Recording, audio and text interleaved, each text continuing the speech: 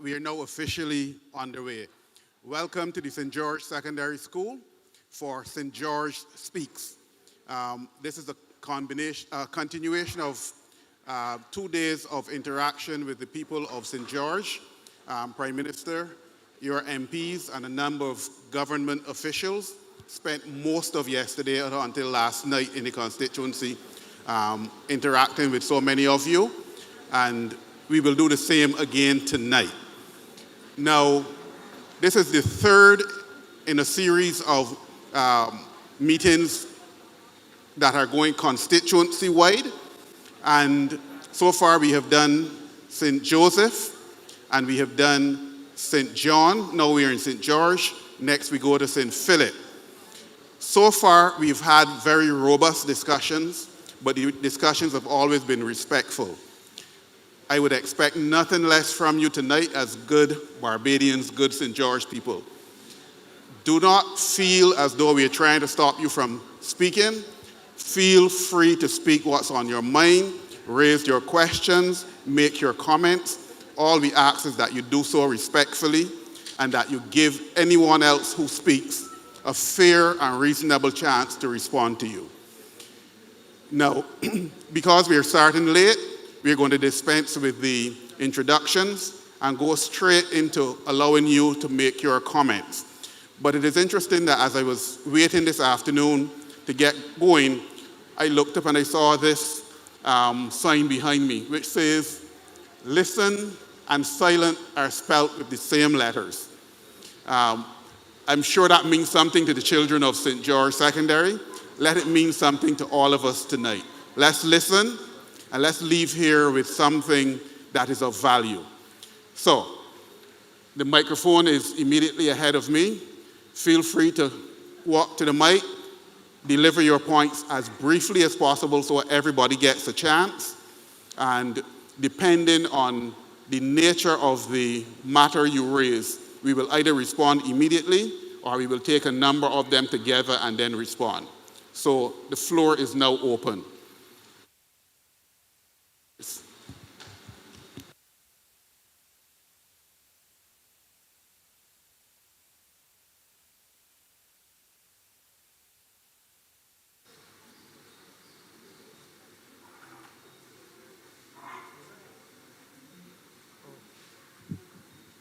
Good evening. The Honorable Mia Amor Martley, our Prime Minister.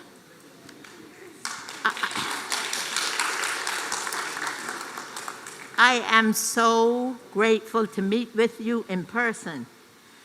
And the question I would... Oh, yes. My name is Shirley Woodruff, and I live at Lot 2, Lower Estate, St. George. And I have the Attorney General here who was my lawyer but cannot be my lawyer because he's the Attorney General. And I'm sorry about that because he's an excellent lawyer.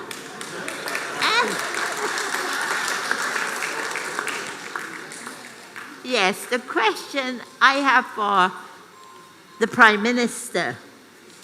You have met with CARICOM and you have with Guyana, Suriname, all these prime ministers and dignitaries.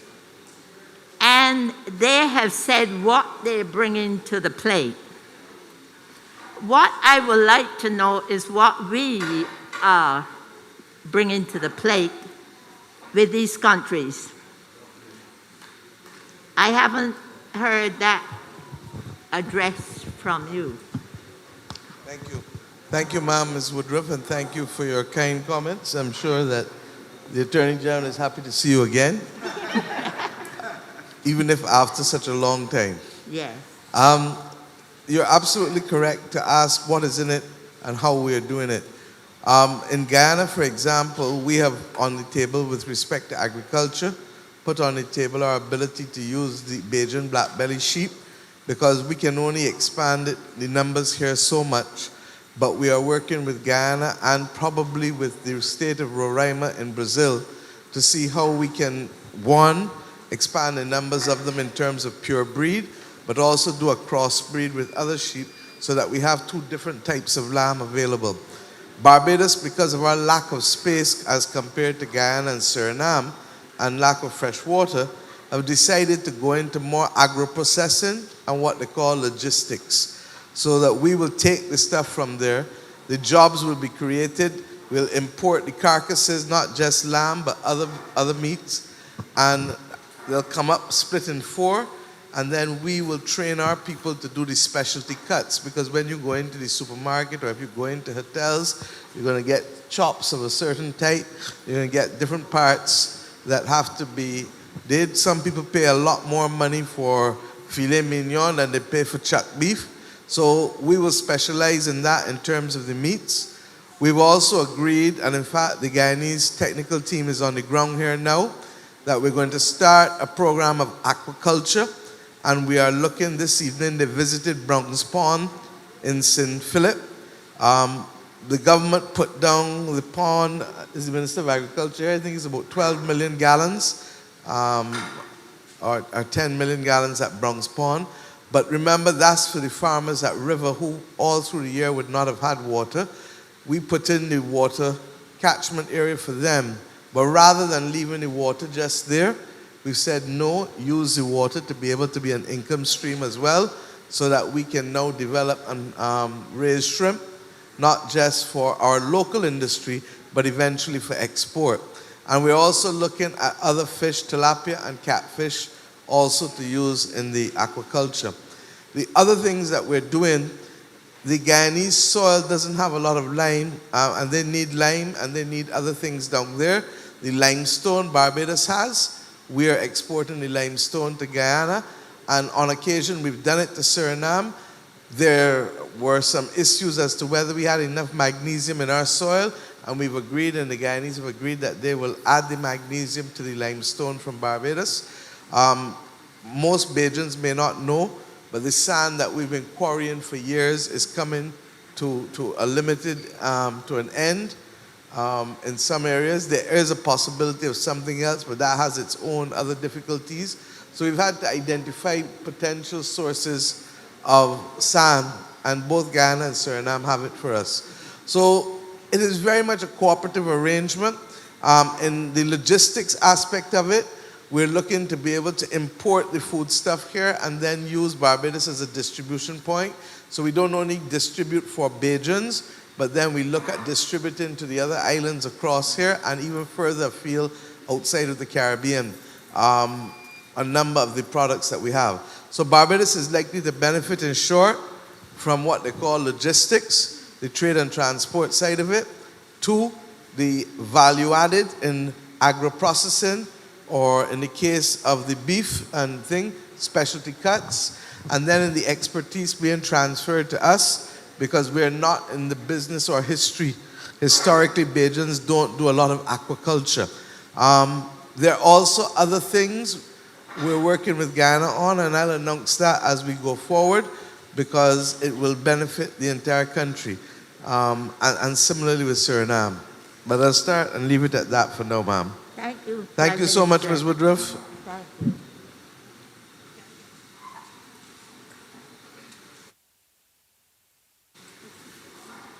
Good night to everyone, dear Honorable. Pardon? Andrew Roberts. My name is Andrew Roberts. Right. Now, I'm not really going to relate to anything concerning the constituencies right now, but I really would like to bring up the point that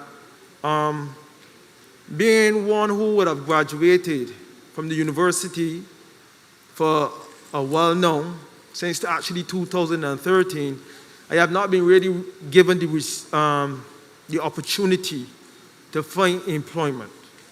And it has been a long time. Even if I had furthered my education, for some reason, all of the applications that I have been sending seems to be of no effect.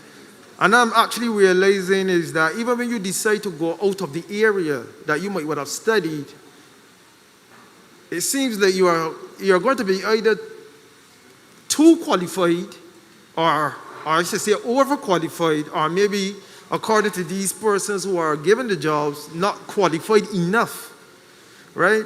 So I'm just bringing up the fact that I'm not only speaking for myself, but I'm also speaking on behalf of others in the same situation as myself. And I'm going to speak specifically on the areas of maybe teaching and social work. There have always been that cry for more male teachers, more male social workers.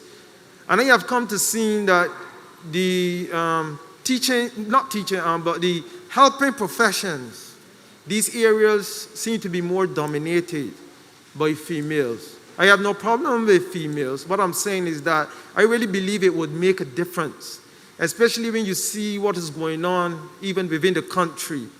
I could even speak from my past, right? I mean, I am one who was actually sent out of school, but I was able, thanks to the help of God, I shall say, to turn my life completely around and continue my education, right? I don't have to get into all of that, but what I'm trying to say is that I really believed, right, that when you put more male teachers, that's just my phone ringing, sorry about that, right? When you put more males in this kind of profession, right, I believe it could make a difference in stopping a lot of these young men from making the wrong decisions in life. I made a lot of wrong decisions as a teenager, and as I said, it caused me to be sent out of my school. But thanks to God and what He did for me, I was able to turn my life completely around, and I know I can make a difference as a social worker, right? And I also know I can make a difference even if I was put in the area of teaching, right? But again, for all this period of time, applying, it seems to be of no effect. So I'm just trying to ask if there's anything that could be done in this area and helping more males to be put in the area of this helping profession so that we can make a difference in society. Thank you.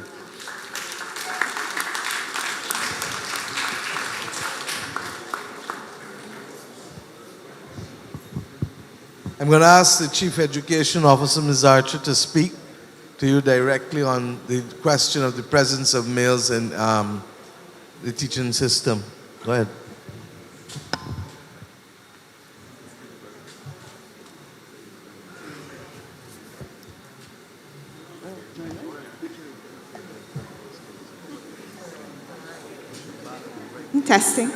Testing. Good evening, everybody. I want to firstly congratulate that young man for standing and sharing his position as he did just now. I agree with you, young man, when it comes to applications. In the Ministry of Education, we have a lot more females applying for the position of teaching than males. It is something, of course, that we have to take a look at. I know that the minister has already assessed that situation, and further discussion will take place with regard to how we can have more males within the education system.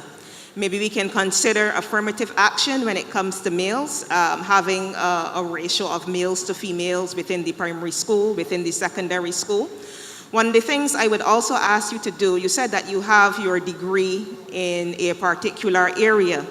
I'm going to ask that you also try to upskill yourself by pursuing courses at Erdiston Teachers Training College, because that will make it more attractive, make your application more attractive as well. But for sure, what you will do, I want to ask you, have you received a response from the Ministry of Education with regard to your application? Okay. When I graduated from the university in 2013, my first move was to apply, sign up the form for teaching. That was 2013. At that point in time, I decided, well, I will go on and I will get at the open campus. I further my education doing what is considered a certificate in guidance and counseling. Right. But I guess my main aim was really mainly social work. I would have preferred to have that area, but if I couldn't, I would then still prefer to do the role of a teacher where I know I can make a difference in these young men's and these young children's lives because of my own past, right? So what I'm trying to say is that the opportunity has not arrived. From the time I would have signed up that form, what went wrong is that after a couple of years, the information went missing.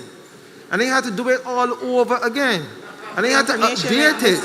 At the Ministry of Education? At the Ministry of Education. Okay. And my name was also at what is known as the Personnel Administration Division. And it has been there from the time I came out of the university. I must say, I did get the opportunity to be interviewed as a school social worker, right? But I'm still stressing on the fact that I know there's a lot that I can do, right? But the opportunities are just not coming to me, and I just don't understand why. Okay. I mean, I have a great testimony, but again, I can't get into all of that because it will take the whole night. Right? All right. So I just explaining that. All right. Well, I'm going to ask you, young man, to send me an email, cedo@mes.gov.bb. cedo@mes.gov.bb. Yes. Okay, and we will follow up. Okay. Yeah, I will write it for you. Or Okay. someone will write it for you. Yes? All right, thank you very much.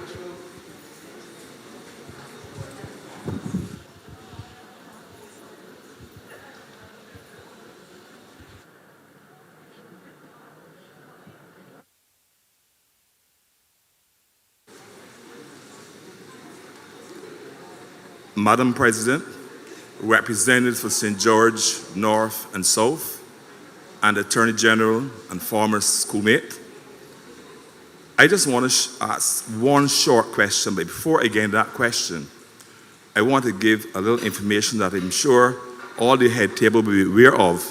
My name is Alan Haynes. I'm founder of the online group called Kidney Caribbean and now president of the Barbados Kidney Association. President of the Barbados Kidney Association and a founder of an online group called Kidney Caribbean. You hear? Yeah. I have one short question to ask either the Attorney General or the Prime Minister, but before I get into that, I just want to share a little information that might be privy to the head table, but not some of the other members. I'm also a dialysis patient. In Barbados, we have about 400 persons on dialysis, and that costs the government something like $18 million to finance that service on an annual basis. There are about 1,000 persons who attend outpatient clinic with problems related to kidney disease. It is also estimated that there are approximately 20 to 30,000 people in Barbados at stage 1 to 4 of kidney disease. There are normally 5 stages. People like me, we are at stage 5, which is end stage.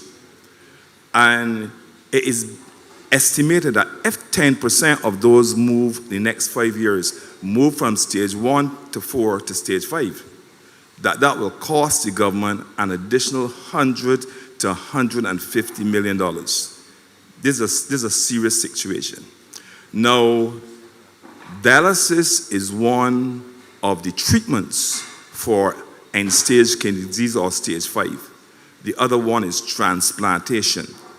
And I've heard recently many people have told the Prime Minister and the Minister of Health that there are significant savings, economic, financial savings, in moving people from that stage, moving people from dialysis to transplantation. Now, I have sat down as an accountant and worked out that along, and I've taken the figures to people like Dr. O'Shea and those. I can give the Prime Minister a figure. Over a 5-year period, that will result of savings of $193,000, okay, by moving a person from dialysis to transplant over a 5-year period. Multiply that by 400 or whatever, and you can see the savings. No, million. You mean, right, you mean 193,000 per Per, patient? per, or per patient Right. for a 5-year Right, period. $193,000 per patient Yeah, over a 5-year period. for a 5-year Yeah. period. Yes. Okay? So that will result in significant savings for those who want to multiply. Now, in Barbados, we have started transplantations from live donors. We have done approximately 11 transplants between 2015 and today from live donors. We also have the possibility of doing it from deceased persons. We do not have the legislation. I've been hearing about the legislation for a number of years now. And my question is this legislation going to be passed this year? That's my question. And depending on the comment, on the answer, I just have a short comment to make.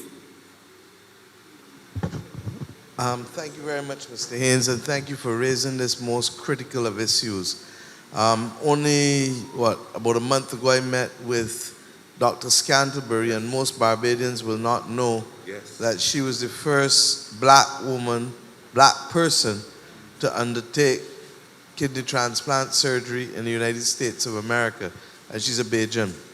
So we met with her towards her helping us with the transplant program at the Queen Elizabeth Hospital. The Ministry of Health, and these issues go and start first with the Ethics Committee, and then they come through policy to Cabinet, and then Cabinet sends the policy to the Chief Parliamentary Council for them to draft. We are awaiting, and we're told that Cabinet should shortly receive the policy paper for the drafting instructions for the Chief Parliamentary Council.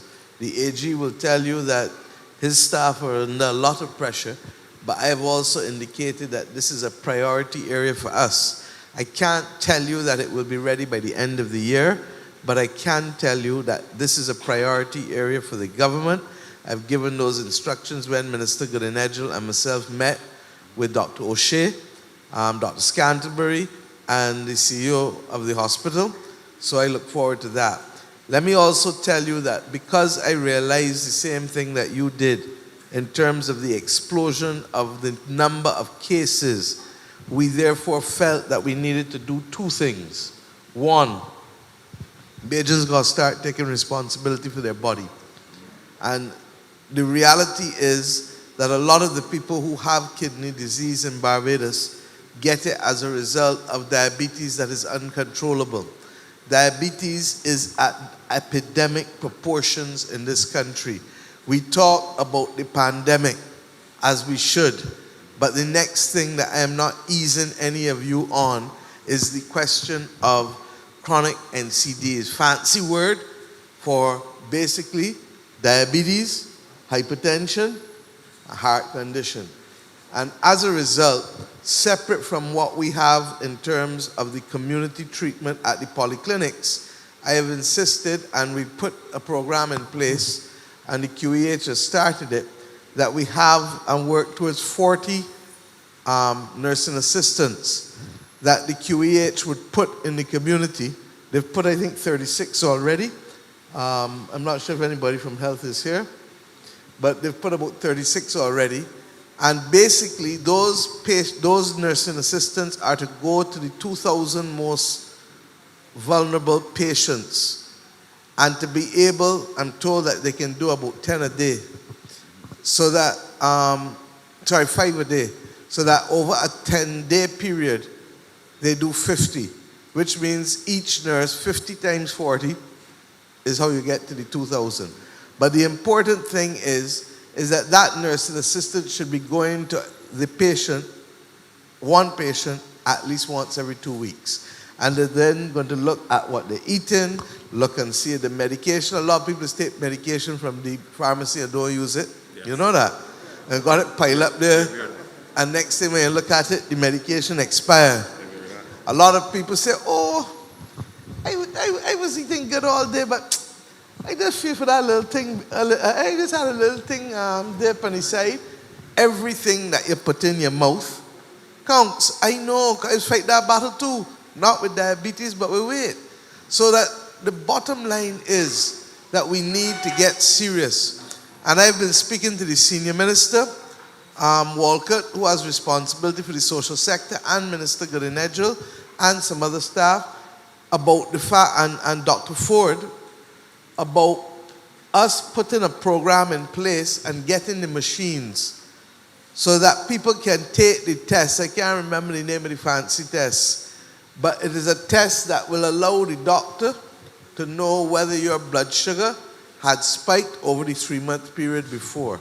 Now, if we can get as many of them out there in the polyclinics as possible and in doctors' offices as possible, and I've said to them, I want a program run on GIS and public affairs, telling people, go and get your situation checked and see what it was like over the last 3 months. Because the blood tests don't lie. It don't lie. And if you then, therefore, are serious about your health, you immediately know that you have to modify your behavior. You got to start doing some exercise, etc. Now, I'm not saying that that's the only reason for kidney disease, but we know that the explosion in Barbados is largely as a response to us not taking sugar diabetes seriously. This year, the government put and doubled the tax on sweet drinks. I make no apology for it. Left up to me, I would double it again. I'm serious. Because when you look and see, I want all of you to go in and to make appointments to go to the Barbados Diabetes Association, the Maria Holder building there in my constituency. They have a chart in the nutrition's office.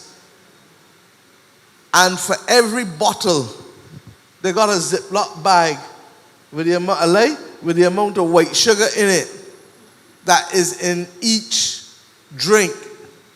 And when you see the amount of sugar that in the things that you drinking easy so when the day come, it make you cry. And therefore, I thank you, Mr. Haynes, for raising this, because as I said, we're bringing the legislation. We've met with Dr. Scanterbury. We are adamant that we need to be able to do it and to ensure that Bajans can get kidney transplants here easily without having to go overseas or to make spend all kinds of foolish money that they may not have. But equally, while the government does that, and I'm thankful that you've raised the issue of cost, every person has to play their part. And their part is, do you really need a turnover every morning at break? Or a meat party every morning at break? No, I'm serious. Because I work in ministries and I see when the vans come and how people eat. And if the same vendor can sell you fruit instead, imagine how much better off you would be than eating the things that giving you the problems with the diabetes. So thank you. AG, I think I didn't want to misrepresent your situation, but the legislation, legislative calendar is full, but this is an issue of life and death for people, and the AG would tell you that it does. So, boops, and go to the top of the list. I just want to make a short comment there. Certainly. You mentioned diabetes. Between 60 to 70% of persons with kidney disease get it from hypertension and diabetes. That's across the world, and we don't have a statistic in Barbados, but we believe that it is very, very similar. I've done a little study on Trinidad, and it is about 65. Right? I also want to make a comment on, we have been trying to get a meeting with the Ministry of Health, because we believe that there are a number of points of light. As the Prime Minister mentioned, Dr. Scanterbury is one of the main points of light. There are many others across Barbados, and we want to work with the ministry to make sure that we have lots of recommendations. We have studied this problem over the years, and we have several detailed recommendations that we want to share with the Ministry of Health. And we also have some presentations done for kids at primary and secondary schools that we share with the schools. I will encourage the minister to let's get in contact with each other so we can share those presentations. I do better than that. My personal assistant is here. Yes, sir. I'm going to ask Ms. Cadogan to make an appointment, a meeting, Yeah. for the Barbados Kidney Association, yourself and others, with Minister Sonia Brown, Yes. who is the minister responsible not just for the QEH day to day, but for chronic NCDs. Yeah, we So had a that meeting- we had a meeting here on she needs Tuesday. to be your ally and Yeah. partner Thank you. in this fight. Thank you very much. I thank you too for raising it, and let's work together to get the awareness up even more.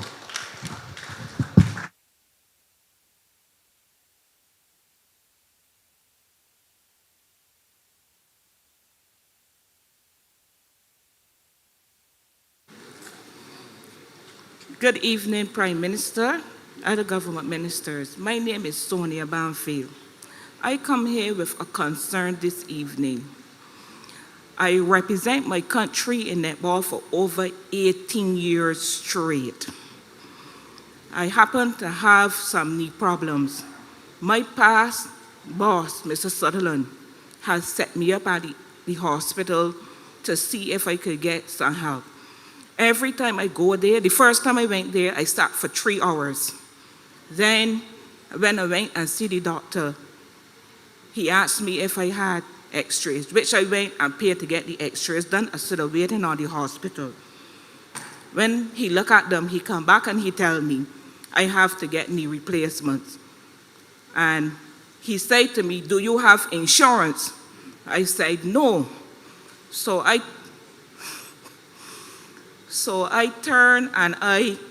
he turned and said to me, tell the minister they don't have no machines to do knee replacements.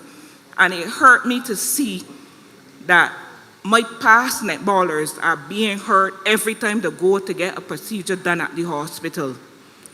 And I can say I am proud to have represent my country with 3 other sisters at the same time. And I know that in my lifetime and a lifetime to come again, there will never be 4 sisters to represent the country. Madam Prime Minister, the only thing I didn't do that day was cry.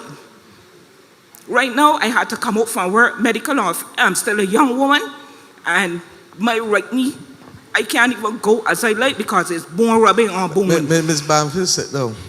You sit down. Trust me. Ms. Cadogan can talk to you, and we will deal with your matter personally, okay? Thank you very much. And let me say to you that only yesterday I discussed with Jerome Walcott the possibility of us working with the local doctors to get them to establish a national rehabilitation center. Many of you may have known Douglas Trotman. He was a little rough when he ready, but he was a good man.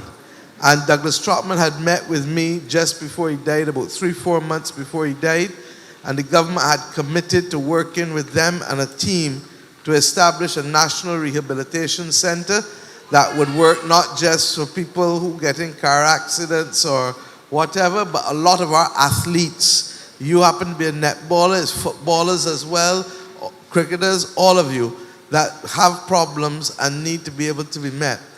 We are looking at how best we can expand the campus of the QEH so that we move it, because remember, you got the QEH one side and you got Belleville that full of the private doctors the other side.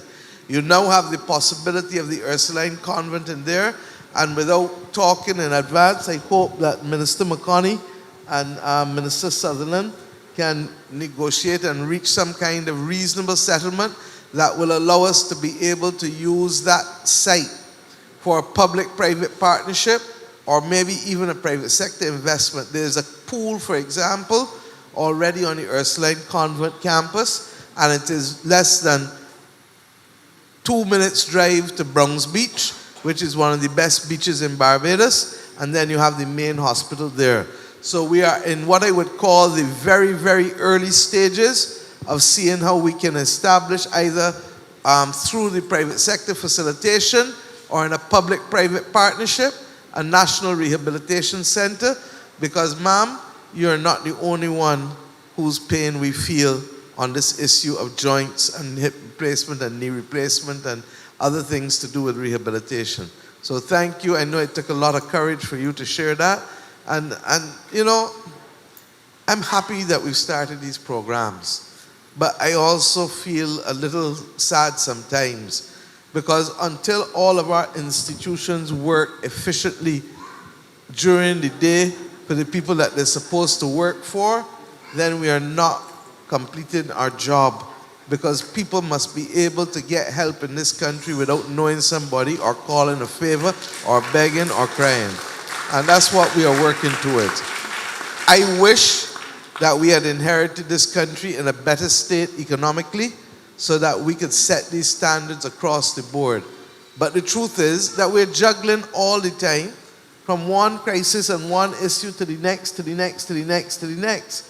But thank God, God give us strength and God give us the ability to do the juggling. So it could be a lot worse. But thank you, ma'am. And once again, thank you also for doing our country proud in the representation.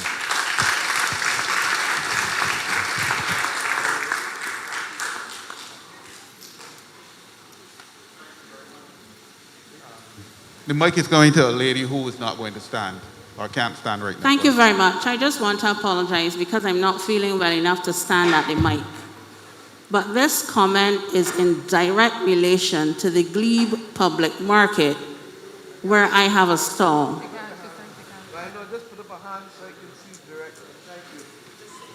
My name is Karen Wharton, and I live right here in this neighborhood in Constant. Wharton.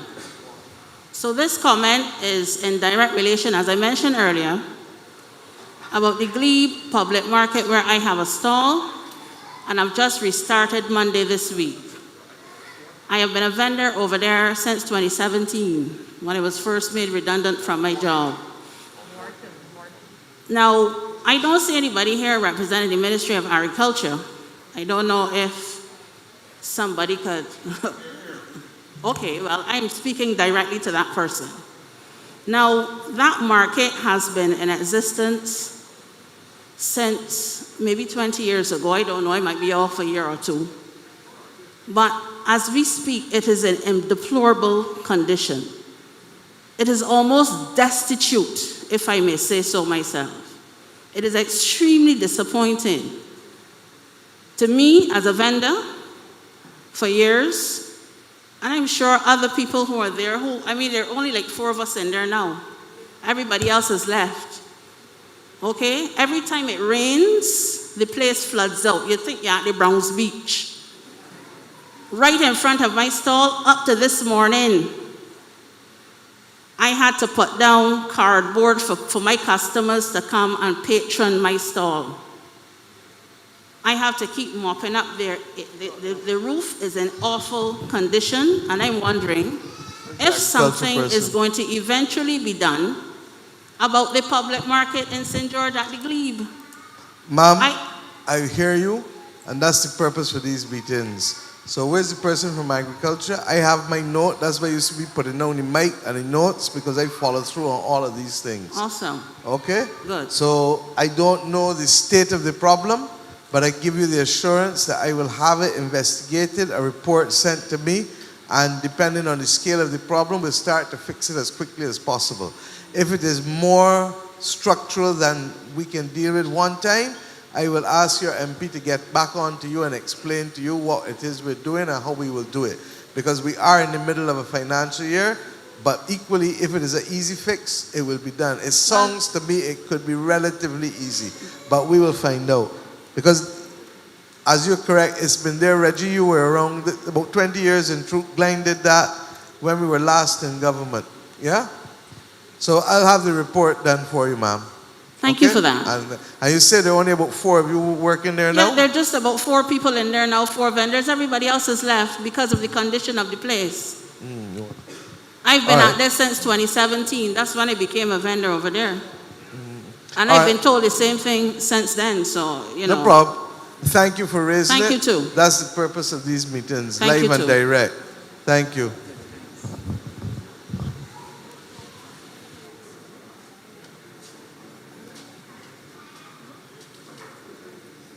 Good evening. My name is Alicia Salmon of Laura State St. George.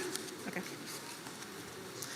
Thank you for giving us the opportunity to be able to share our concerns with you, Prime Minister, and your cabinet ministers. So my question was part from Mrs. Woodruff's initial comments. Alicia Salmon of Laura State St. George. Yes, please. All right, so we are cognizant all in Barbados that our people are our greatest resource, and we've been seeing more and more as the economies across the world are depleting and they're having issues that services is going to be the key way for economic growth in Barbados and certainly the region. So my question really is cognizant that the sector is or can be certainly a key to economic growth. What is being done within the sector, certainly from a policy perspective and a very practical perspective, to boost the sector, and what is being done to engage grassroots persons as well as the youth so that they get more involved in services, and certainly how can we move towards not just services, but in a more modern world, how can we use the technology that we have to ensure that we are helping the youth to get employment and certainly advancing the economy. You see me asking, I have a bad sinus infection since COVID. So my left ear is blocked up sometimes, so therefore that's why I'm asking people to speak clearly, and I'm not necessarily getting everything, So but you got trying the essence of what I said? Huh? You I got the essence of it. Okay. But I'm apologizing for having to ask you to repeat yourself. No problem. Okay? So you. that's why if I sound in nasal too, that's what's happening. Basically, the services sector is at the center of the Barbados economy, whether it is tourism, whether it is educational services, medical services, construction services. When Ms. Yearwood, it was at the beginning, not Yearwood, Ms. Woodruff asked me about what is in it for Barbados. Barbados doesn't have the scale of agricultural production or the scale of manufacturing that other countries will have, but we can compete on services and give people the market. A lot of our young people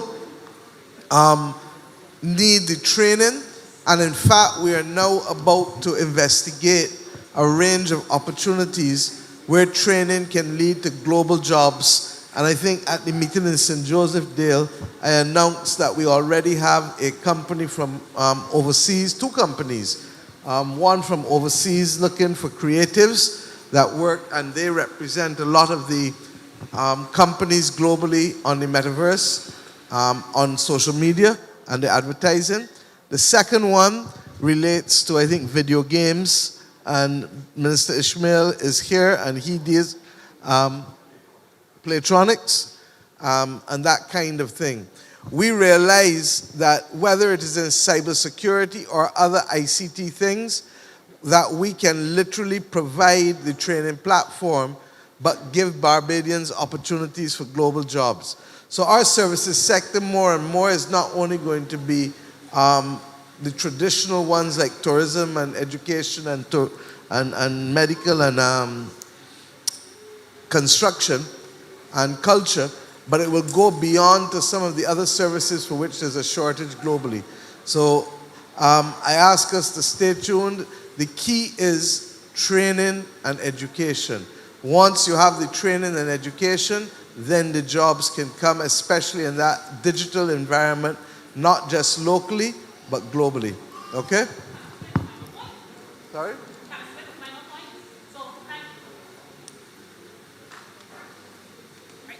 Thank you for your comment, and certainly I agree that diversifying the services sector and going into new areas is certainly very important. But what I just want to say as a suggestion is that the information has to be relevant to the young people. It has to be easily disseminated, and it has to be very practical. So it has to reach the people on the ground, and not just necessarily utilizing GIS, and I know we've been trying to diversify the way in which we communicate. So it really has to reach people so that they recognize that there is something in it for them. Wilfred Abrams is here, and he's heard you. And in fact, that's why we established public affairs to do a lot more social media communication than the traditional GIS. Perhaps, Davidson, you'd like to speak, Minister Ishmael, about some of the things that we're going after in the services sector in your ministry with IDC and Mark Hill. And in fact, they're in Cuba now, looking and dealing with the biotechnology for those people who are trained in that area, because we're trying to create opportunities for the science students. But go ahead, Davidson. Good evening. Yes, thank you, Prime Minister. It's a very good question. And as you already said and alluded to, Prime Minister, we are trying to source as many opportunities for our people as possible. We are finding that there are companies overseas that are looking for persons here in Barbados who are going to be able to provide them with online digital services. We have a lot of our young people who have training, whether it be from certification from school, university, have the opportunities here for employment. But we have companies overseas that are actually looking for skilled young people to be able to advance their particular agendas, their particular business and growth opportunities. We have a life sciences part, the Prime Minister just alluded to, in terms of the biotechnology area. We have the life sciences part that's going to be established very soon, where that too is going to attract external investors. They're going to create their opportunities and they're going to open their businesses here in Barbados, and that too will open up opportunities for our young people here in Barbados as well. As it relates to what the Prime Minister alluded to, we have firms that are actually opening new opportunities into the service industries relative to games. There are a lot of persons, as the Prime Minister said, that are already in the tourism space, that are already in the agricultural space, etc. Some of the more traditional industries, but we're looking to see how we can diversify and innovate and create new sectors and new industries, and gaming is one of those. Gaming is actually one of the industries that's growing most rapidly in the world right now, and those companies overseas are looking for persons who can not only design games, but test games. And we actually have engaged one of the largest gaming companies, and they are ready to open their doors here in Barbados and create in excess of 300 jobs for young people in particular, to be able to not only test those games, but design games as well. And they're participating with us and partnering with us to not just allow you to have a space where you can have employment, but they're going to be training persons specifically in those areas. So we're trying to diversify and create as many opportunities as we can, not only as it relates to the manufacturing side of things, the biotech space, but also on the technology side of things and the science side of opportunities that we're trying to create out there as well. So as Prime Minister said, there are things that are going to be coming. Stay tuned. You're going to hear a lot more about it. As we would have alluded to, we're going to try to ensure that the information is disseminated to as many people and reach as many people as possible using as many mediums as possible, so that young people who are leaving school, they're able to plug into the opportunities that we're creating for them and make the most of them and be able to, of course, benefit not only personally, but we as a country ultimately will benefit as well economically. Thank you. I'll just add that from my ministry, we're doing the final due diligence on cybersecurity training opportunities, some out of Canada, one out of Canada and one out of Florida. And those will give people the opportunity, once they pan out, to be trained over a period of months and then to be linked to jobs overseas, because there is a global shortage of cybersecurity, of people with cybersecurity expertise. Okay? Mr. Leach? Hi, good night, Madam Prime Minister and the head table. My name is Carl Leach. I'm the president of the St. George North constituency branch. On my way here and between yesterday and today, I received 3 phone calls, and I was asked to ask a question on their behalf, and it pertains to land ownership. There are several residents of St. George North, like in Torps Cottage and the Glebe land, who are currently living on church land. Over the years, several promises have been made to them that these lands will become the owners of the land they have been occupying now, probably from since slavery. And they are in a state where they don't believe that sufficient is being done to make them landowners. It is very difficult for them to acquire loans from the bank to develop their lots. So my question to you tonight is, what can I tell these residents tomorrow if they are any closer to owning these lands?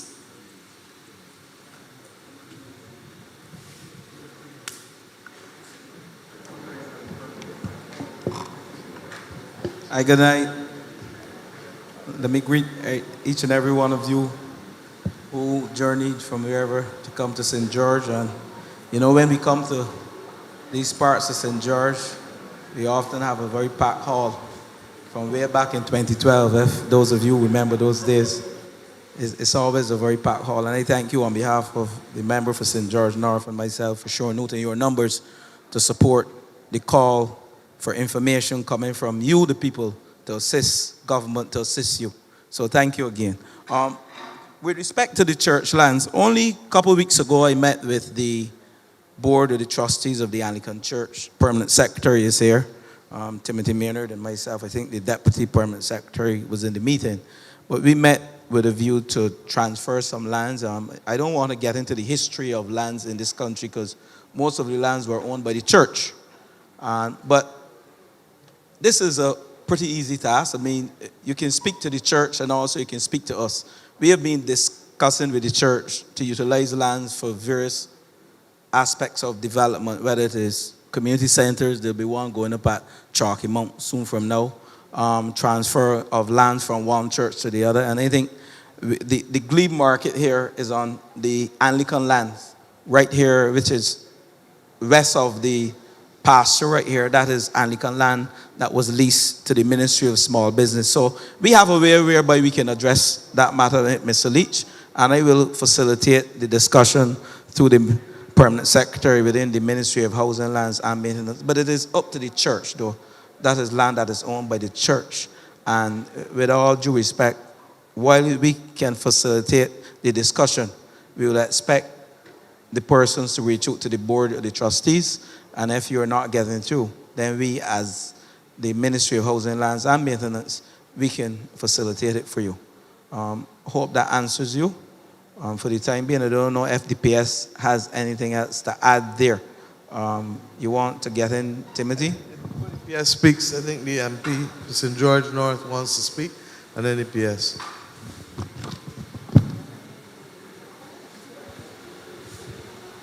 All right, good night to everyone as well. This issue is one that everybody knows has been going on for some time.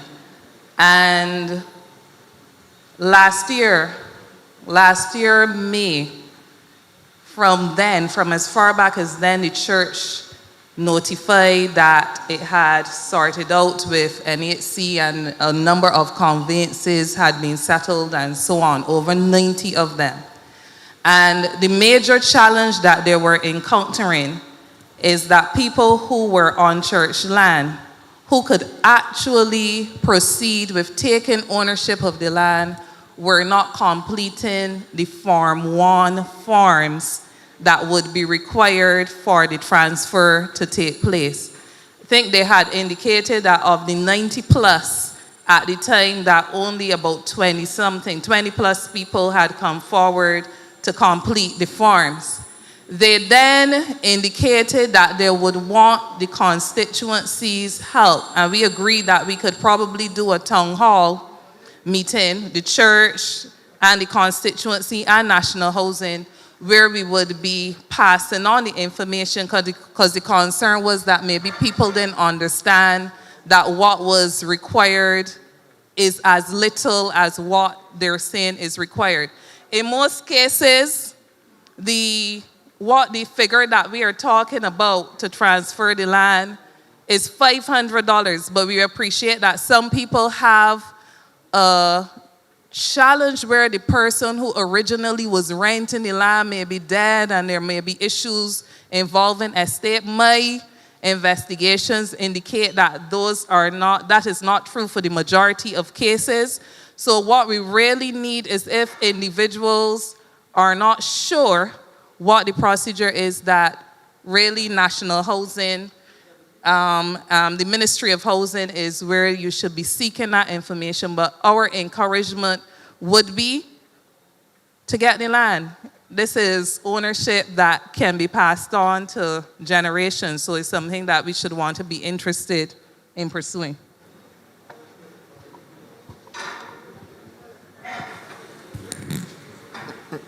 Hi, good night, everyone. Actually, I can start from Timothy Maynard, PS, Ministry of Housing, Lands and Maintenance. Good night, everybody.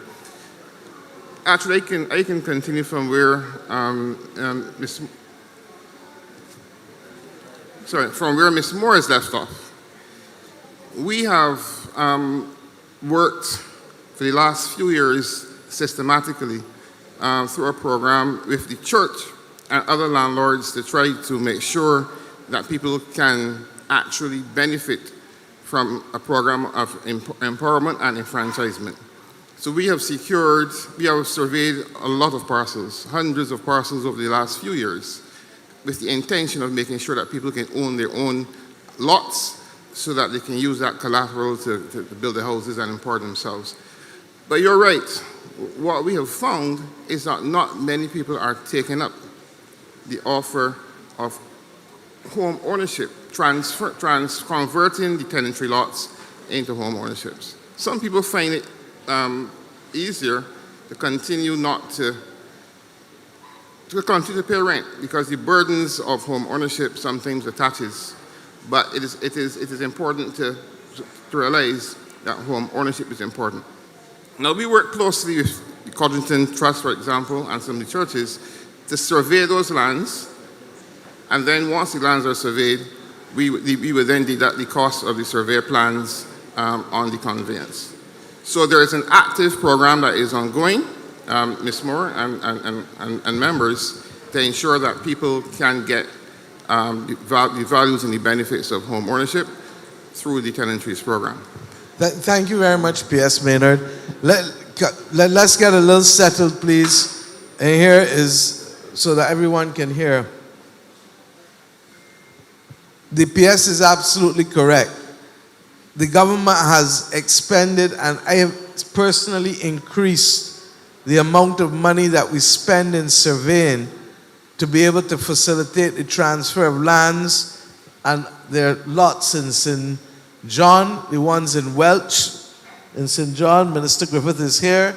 There are ones going down by Codrington College. The ones in the glebe land here are church lands. So Joe's Riverdale is reminding me of St. Joseph, because we recognize that we may not be able to play as many shots as we would like as a government, but one shot that we can play is facilitating home ownership. What I believe may have to be done, and I'm glad that Minister Abrams is here along with Minister Sutherland, is that if people are being reluctant to take up the land, it is probably because they don't appreciate fully the virtue of home ownership. My grandfather used to say that land don't spoil. You can't pick it up and carry it nowhere. So that once you got it, it is there for life. And once the price keeps increasing, you can then borrow against your house. I am not ashamed to tell you that the first time I was in government, to stay in government and to live because of everything, I had to take and put my mortgage 14 years, and I went back and do my mortgage on my townhouse there and boarded hall twice. Okay? Because each time you buy it at a certain price, the value went up to another price. You go and take out some of the value out of it. The value went up again by the time you get to 10, 12 years after ownership. You go and take out another $30,000, $40,000 on it, and you have this mortgage going. But when you take the same money out your pocket, I tell you, St. Joseph, and I can tell you in every meeting if necessary, and say, here, Dwight, $500, $1,000. That receipt that got on rent, the money dead. The receipt that got on mortgage, you could go back and borrow money against the house like I borrowed boarded hall. Pick cents from that. Okay, so I'd like an active program of public education. And the other thing is, we and other governments in this country have worked to make home ownership possible for people. The first 175,000, 150,000, I can't remember offhand, 150,000 you do not pay land tax on.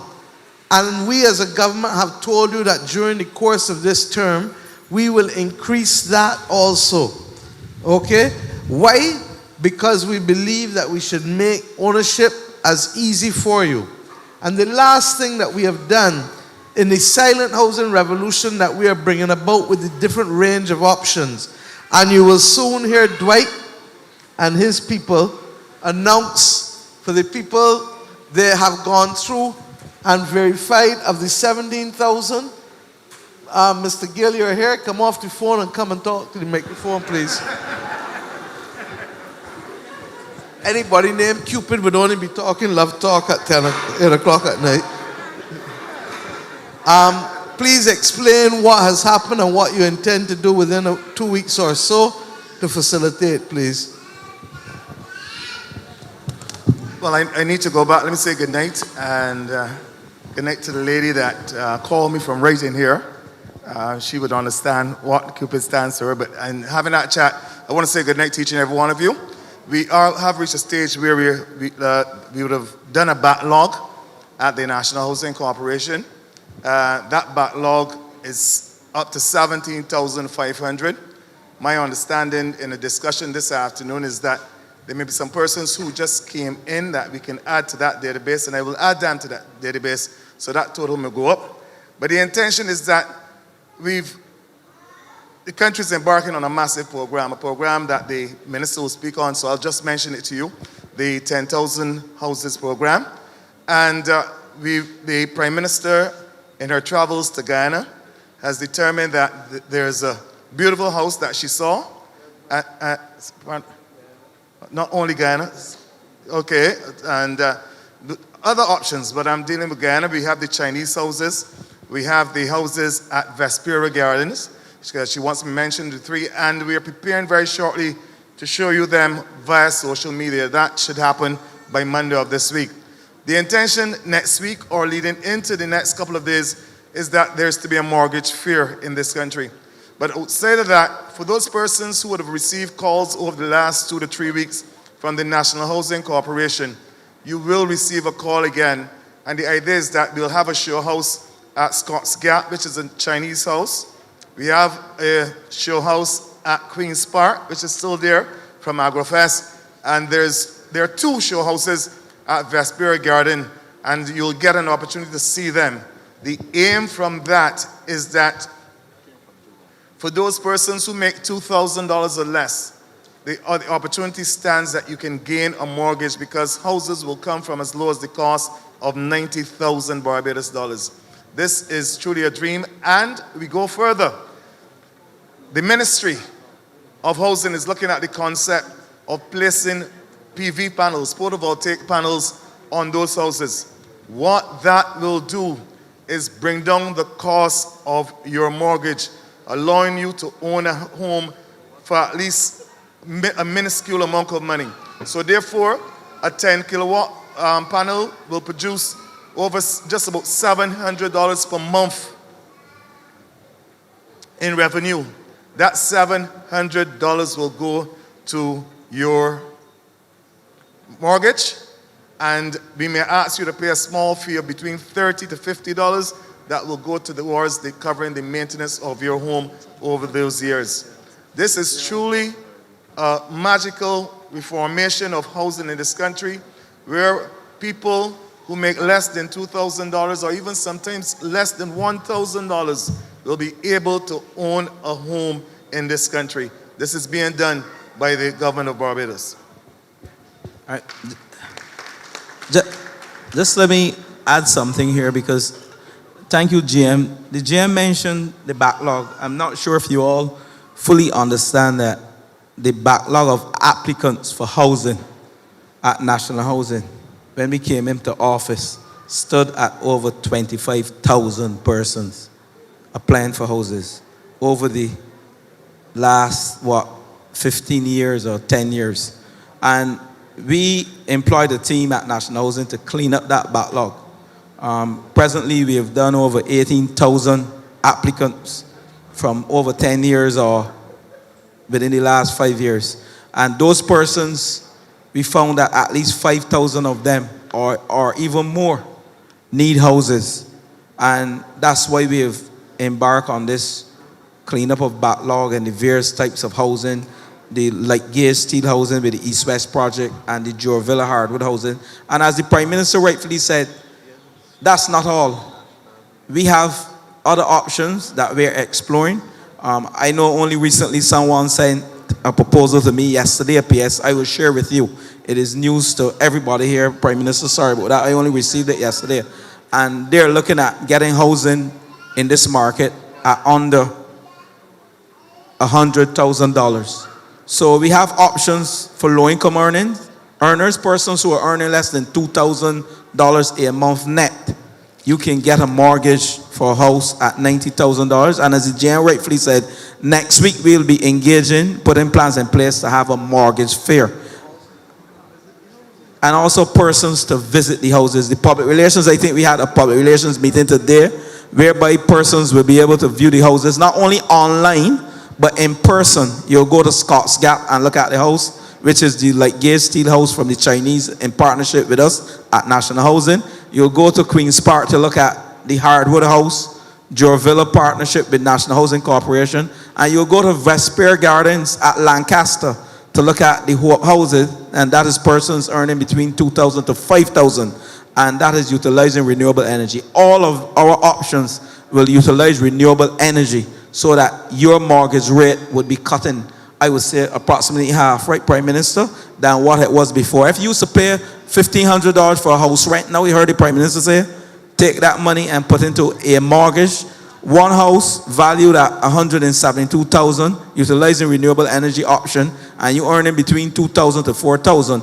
Your mortgage is only $792 a month. And that is as a result of utilizing renewable energy, putting a 10 kilowatt system, and whoever leasing that or giving you the option to own it, and your mortgage rate would be significantly reduced. I just wanted to add that, and that is where we are doing. It is a 10,000 silent revolution. Thanks to this good lady here. It is her brainchild, and you, all of us in St. George, we can own our homes. We are looking for land. Only yesterday, the Prime Minister, we journeyed with the member for St. James North, looking at some land. St. George North, sorry, in St. George, both in the north and in the south. And hopefully, the Prime Minister would give it her blessings, and we can have land for you low-income earners and middle-income earners in St. George as well, because it is going all across Barbados, not only St. George, but I speak for St. George tonight. Thank you. Thank you. Ms. Banfield, I'm being told that even before we get to the stage of the rehabilitation center, the QEH has ordered the surgical equipment and artificial hip and knee joints, the prostheses, in various sizes. And the plan is moving now to 10 to 12 joint replacements per month, because there is a backlog that's considerable of about 400 to 500 people waiting for joint replacements. So when I tell you all that I just feel like Electrolux, clean up, clean up, clean up, believe you me. But little by little, and with the faith of God, we're going to get there, okay? But I hope that we can interest, as I said, the private sector in taking the lead in having a national rehabilitation center or hospital for people who have the need for that kind of rehabilitation. Who's next? There was a lady I saw just now. Was she coming? Yes, sir? Come. Okay. Before you start, sir, please, we are past the 8 o'clock hour, which means that we are running out of time very quickly, so let's make our point very quick. Yeah, we still have time, so don't frighten people, because we've only been going for an hour. We start a little late, so we're only going for an hour, so let me talk. Thanks. But keep it tight, because I don't know how many people want to talk, and that includes us up there.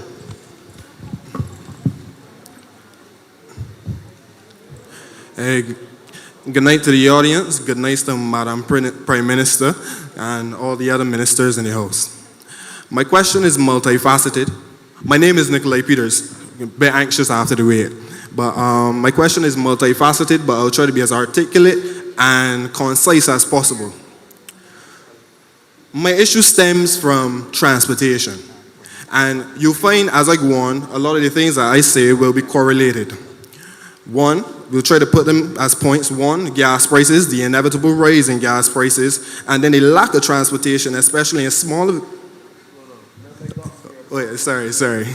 Especially in smaller villages like Beers Village, where I'm from.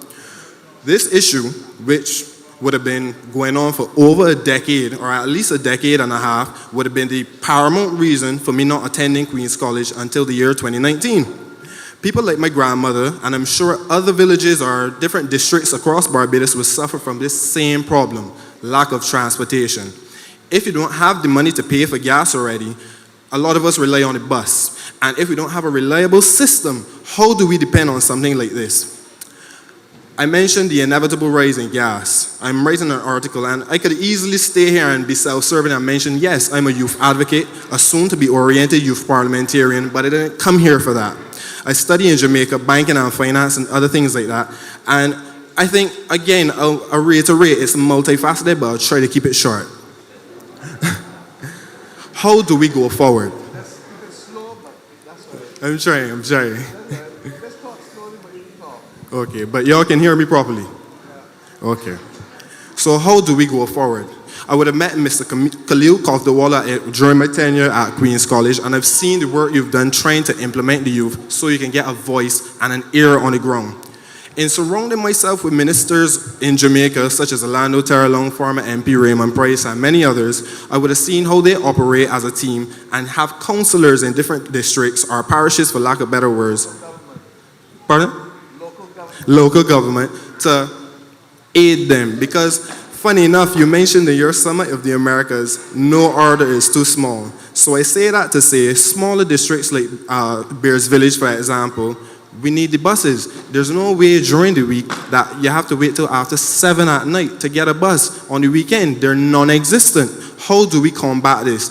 Obviously, I understand that y'all are juggling, as you mentioned, and resources are finite. You bought buses, electric buses, you're trying your best. But how do we go forward? How do we implement the youth, the people that are really living these realities, for lack of better words? Because at the end of the day, all of you are humans. You've attained certain degrees, but you're humans. So I ask, how do we go forward?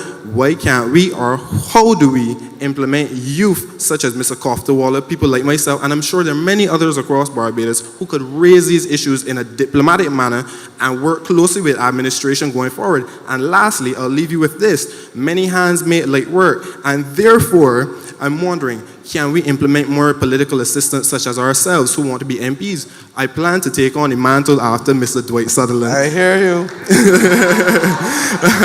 And I would have seen your effort, and I applaud it, because if you're going to criticize, you must still give credit. You must give Jack his jacket, and I don't mean that in the wrong way. Yep. But lastly, how do we go about it? Because there are a lot of people like ourselves, and I'm sure we speak for the many. I didn't come here to be self-serving.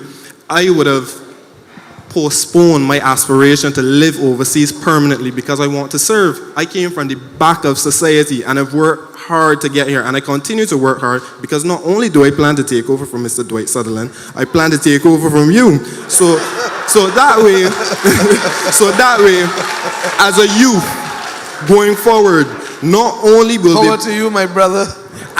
And I want to put forth, I'm not just saying this, I've been working assiduously towards this task because I understand, I've heard your cries, I've lived it as a Bajan, a young black boy with tattoos and dreads, and I also want to remove the negative connotation associated with these looks. There is no correlation between appearance and competence. So I want to go forward with letting you know you can bring people like ourselves to work closely with the administration. There's only so much y'all can do, and we have fresh perspectives, and it's us that have to take over the mantle after y'all. Thank you. Nikolai, let me thank you for coming forward, sir. Let me remind you that one of the things that the government wants to start now, even as we go forward, is the People's Assemblies. Because we want to ensure that there are more opportunities for people like yourself and others in the community who want to serve to be able so to do. So that hopefully will create the platform for people across Barbados at all levels, young and older people, to be able to serve. I can only tell you that if you want to serve, the best place to start is among people and helping people. Because at the end of the day, it's not only about what we can do in front of a microphone, but it is how we help people to sleep easier each and every night. And that is where you'll make your biggest difference. With respect to policy, this government, I have tried to lead a government that tells people straight, we don't know everything, we're not omnipotent, we're not omniscient, we don't do everything. I try to have open arms and bring as many people forward as possible. So I'm glad to know that you want to take my job. That means you got to hug me first, which means you got to stay close to me. The last thing I'd like to mention is, I'm leaving hopefully this isn't presumptuous, but I'm leaving the island to go back to school in Jamaica on the 25th of August, and I am not How seeing much my. longer do you have? I'm not seeing. Pardon? How much longer do you have? In university, Yeah, 2 more years. good thing. Keep going. I'm not seeing my. I'm only 20 years old. I'm not seeing my comrade, Mr. Jung, and I'm seeing the youth behind the camera. So this is a step in the right direction. But as I told not Mr. seeing Jung, I'd love to meet with you and have a close discussion before I leave the island, if that's possible. As I said, I hope it's not presumptuous, but I have a lot of perspectives I'd like to implement to help the people There's a across lot of time Barbados. between now and the 25th of August, especially crop over. For sure. So we'll catch a lane. So I'll be figuring out the time. Thank you. Thank you. God bless you. Thank you for sharing, and thank you, hopefully, for inspiring others too.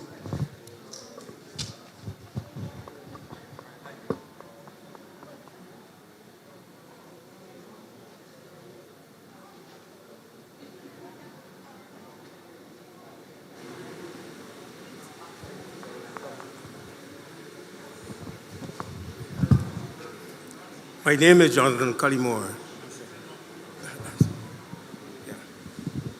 My name is Jonathan Cullimore. First, I want to, before I leave here, I want to meet Sonia Banfield because this is the name that I used to hear on the radio. And I must say, 10 years ago, our orthopedic surgeon was about to charge me $40,000 for replacement on the left knee. So it's whatever help, Your Honor, that you can assist because it's a very painful thing. And I tell you many times before that lady stand up, she have to start her feet first. Or not, she would fall and then she can have a whole displacement. Secondly, I want to congratulate the Permanent Secretary and the MP for St. John because what was said about the active way, how we're going about with the Codrington Trust and getting the land for the people, I can tell you is a reality, and I will give him a clap for that shortly. Good job, Permanent Secretary, good job. Now, 11 years ago, I was at this in this area here, and I was speaking about the problem that they get with the flooding at Low Estate down there by Chauffet. I explained to the engineers at that time, once you got water coming down a hill, you cannot leave it unchallenged. You have to reduce the accumulation. You have to reduce the speed because after the speed, you can get a force. Now, I explained to them before they put in the tunnel, don't put in a tunnel. If you do geometry, a square would handle more volume than a circle. Now, up to this time, since 11 years ago, that's why I'm glad that you are here. If I had to ask any of them if I've done the walkthrough,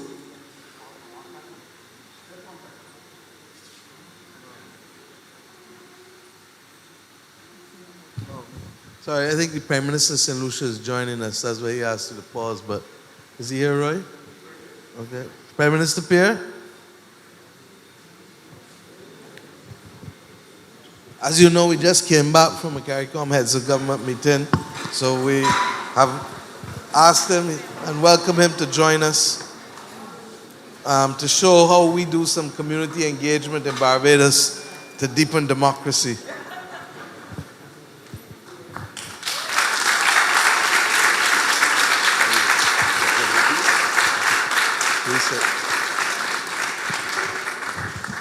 Thank you. Prime Minister, we're in the middle of a presentation from Mr. Cullimore here, so he is actually giving us a lesson that I think is the kind of lesson that all of us as politicians need to hear from ordinary people and as we interact with our technicians sometimes. Mr. Cullimore? Yeah.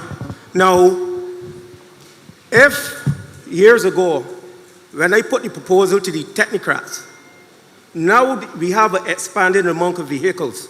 And if you notice, this junction going in very heavily used. Just think about it. Any evening after work, and there's a problem with water, you don't ask what would be the next problem. Now, it was I went through, and I always tell people, water don't change a course. You have to do something for it to change the course. It is no maybe about it. And the next thing that I want to explain to the engineers, is that once you have more building going on in the country, you're going to be covering the coral of the earth, which means that the runoff water from the roof is got to go somewhere. Most people run it to the road. So then after that, it left now for the technocrats to come up with a better solution how to deal with it. Because at the end of the day, everybody's talking about the government. So all I am saying, take a walk not when it's sunny. Take a walk, travel the terrain when the water flowing. Because one of the things that you can get is that people can build, I know about this, people can build and divert water away from them at somebody else. All right? Now, I get to myself. I leave the Polytechnic in 1979 after 3 years. And what I have done, ma'am, you know, sometimes it don't go with how good you is. I got proof. I made all type of contacts.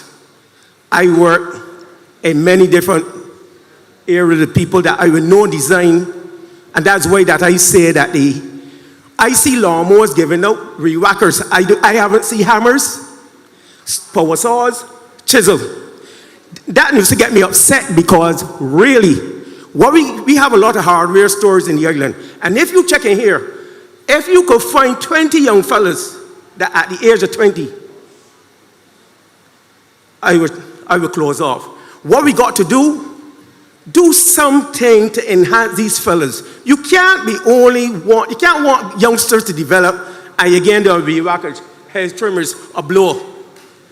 Can't work. It can work because that's something that everybody do. So what we can do, I can tell you what you can do. You can try to get the youngsters, let them see that you're willing to help. A hammer costs a good piece of money. We got a lot of hardware stores that can, if you had to go and say, well, I am the MP for St. George, I want a couple hammers. Now there are 7 basic tools. Ma'am, I can give you the 7 basic tools. I leave the Polytechnic with high grades and with whatever you needed.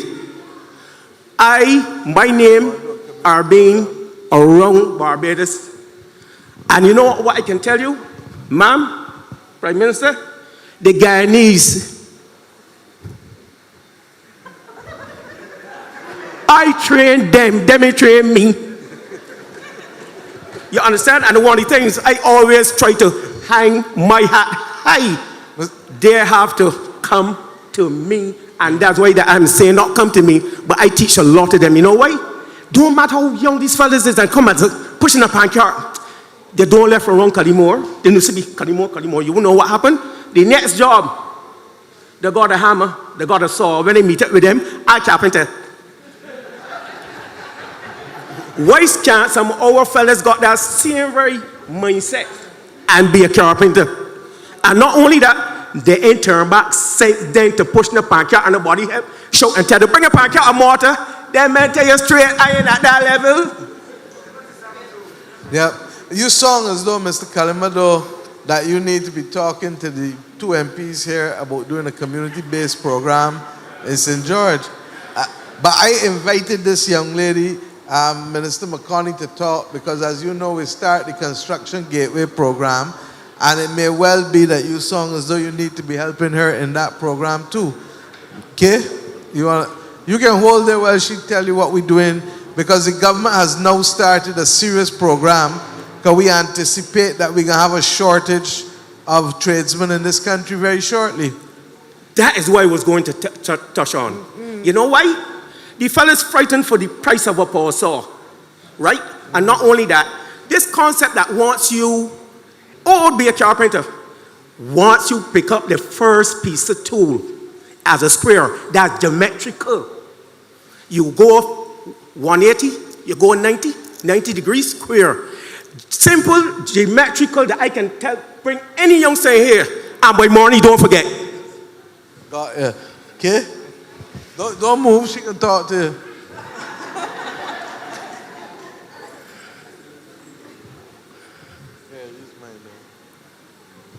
Thank you. Good night, everyone. Mr. Collymore?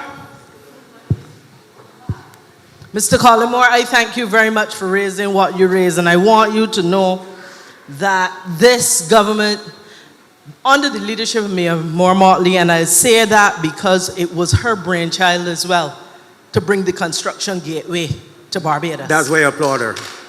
It was a part of the commitment that we made in our manifesto as well when we came into government, that said that we understand that the industry, the construction industry, is moving in a particular direction. And that direction means that it is going to need more resources to be able to help it to grow and to feed and to be able to deal with the issues it will need to deal with as we build more in this country and as we have a construction boom over the next several years. I don't Hold want a to second, because Collymore, you give me a piece here. What we have done is we have committed that over the next year, which would have been starting in April of this year, up until the end of the financial year, we will be training up close to 3,000 new tradesmen in 24 different trades that feed into the construction industry. We started that process. In fact, the first cohort of just about 300 and some people will be graduating in the next couple weeks from the first part of that program, which is the practical part of training. Institutions, the Barbados Community College, the Samuel Jackman Prescott Polytechnic, the Barbados Vocational Training Board, and the TVET Council have come together at a level and with a level of collaboration that we have not seen in this country before. And what they are doing, they will ensure three things. One, that the persons who participate get the practical training in some of the trades, whether it's air conditioning, whether it's photovoltaic, whether it's electrician, whether it's carpentry, whether it's masonry, whether it is 24 different trades. I don't have all of them in my head right now, but I probably could list off a good 20 if I wanted to. So one, that they get the practical training. Two, you see those saws that you were talking about and the hammers? Carters and Company Limited just gave us 140 of those kits to contribute to that program.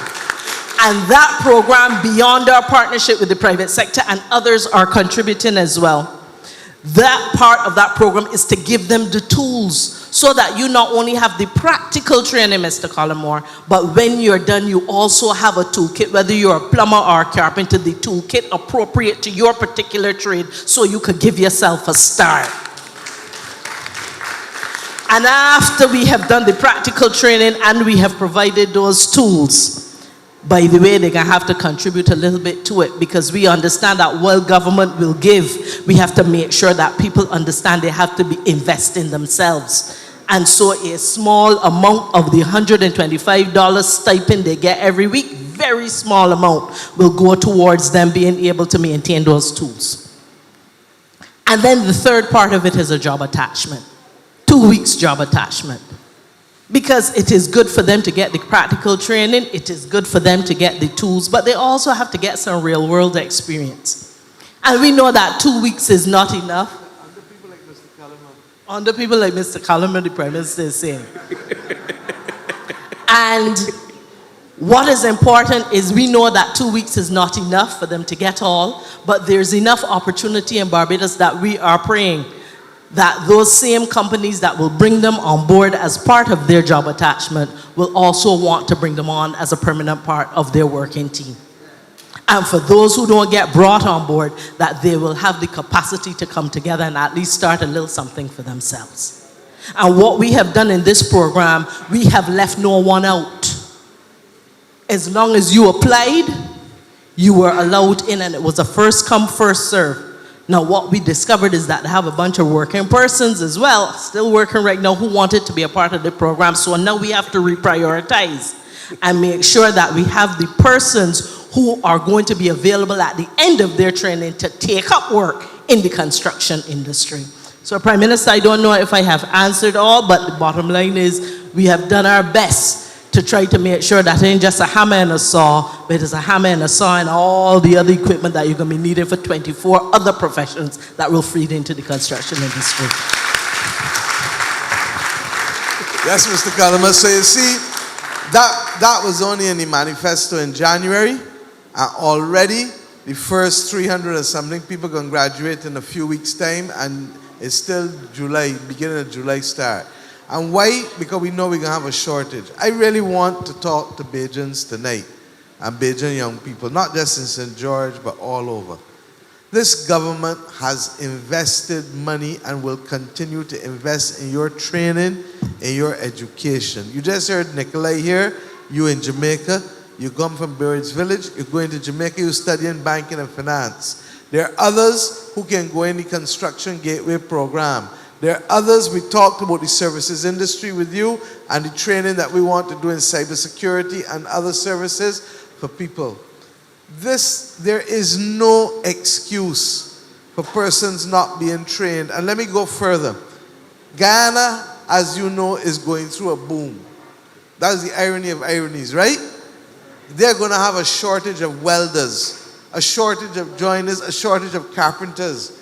There is, and Prime Minister Pierre is here, and I'm going to pass the mic to him in a little bit to say a few words, but all of us have to make sure that our people are as trained and or educated, because not everybody wants book learning, but people who can do things with their hands. The people from the Water Authority are here will tell you that there's never, you always need a good plumber. You always need a good plumber. We always need welders. With the oil and gas industry in the Caribbean, you're going to need welders. There are so many opportunities. And I hope that people are listening to us. I hope that parents or grandmothers will talk to your children or grandchildren and tell them, give people a reason to pay you. If you don't have a skill, I will only put money in your hand if I feel like. But when you got a skill, you can command money because you have a reason why people need you to be there to work.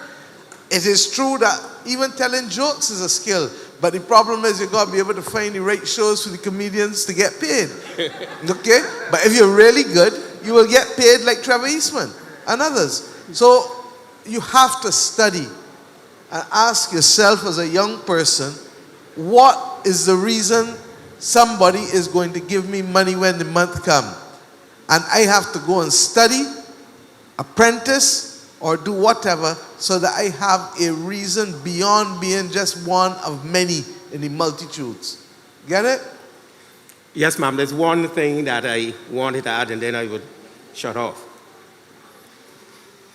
What I have said, and I was given an opportunity to do a house under this hurricane program, where there was a lot of challenges. And I can tell you, if I could bring up a slide here, and any person could challenge it, it'd be very difficult. But you know what? I only built one house. I hear you.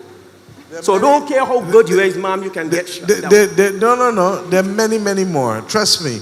And what we are doing, that's why you heard us talk about the mortgage fair, because what the government is doing is unlocking the financing from the banks and the credit unions so that we can get as many houses, because 10,000 houses going to stretch us. And all like you going to be saying, Lord, I can't find the time to go home to my wife or my children because too much work about here. And that's what we're working towards, okay? And that's why when we say go and look at the houses, go and see what house you want, then go straight to the bank or the credit union, and between the panels on the roof and what salary you're earning, you should be able to pay less money than you pay in rent when the month comes. But ma'am, okay? I would like you to look at, now inside a wooden... Mr. Kalama, we can talk after. I see I got some other people there. But trust me, there can be opportunities. But I thank you, and I believe that the others from drainage and MTW also heard you about the drainage issues. Only yesterday in Rubbing Shoulders, we went in where it is Exchange here, and dealt with the, and saw the flooding issues there in Exchange just down the road here, and we'll be working on that, and also in Mayfield Tenantry as well, and behind Constant here as well. So believe you me, we are on the ball. That's why I like this rubbing shoulders one day, and coming and talking with the people in the parish the next night. Okay, thank you. All right? Good evening, my Prime Minister. Yes, ma'am. And Cabinet, and everybody here, good evening. My name is Nadine Procox. I'm from over Mayfield, Flat Rock, a native community that everybody live in unity and good. I move over here in constant tenantry. Nadine Cox Sprout. Yeah.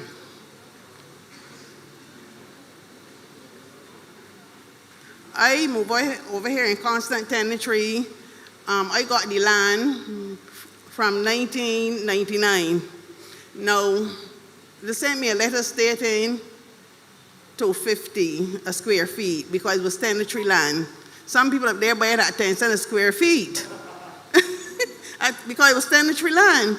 So they told me 250 a square feet. When I went in to pay them a down payment, $1,000 on the 250, they told me word of mouth it gone from $250 to $5.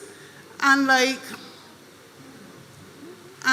you know, I at a loss. I really at a loss. I in a rut. I can't go forward. That don't sound right, but see the gentleman right next to you, right here, the PS, look at him right here. Turn to your left. Right here. This gentleman right here. So he will tell you who to come and see tomorrow morning at 10 o'clock.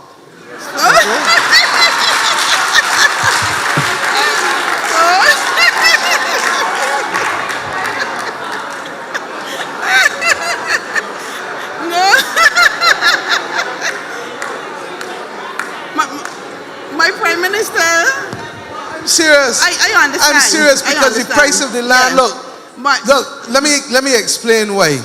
10 cents a square foot is the plantation tenantry land price. I read it in and the paper. if it is a non-plantation tenantry, like my constituents in Boarded Hall, it is $2.50 per square foot. But the only $5 a square foot I knew about was a program that the last government had, and it didn't have many lots under it. So that program, to the best of my knowledge, done. So it can only be the 10 cents or the $2.50 a square foot. So that's why I'm here tonight elaborating on the subject, because I know, as you said, it isn't right.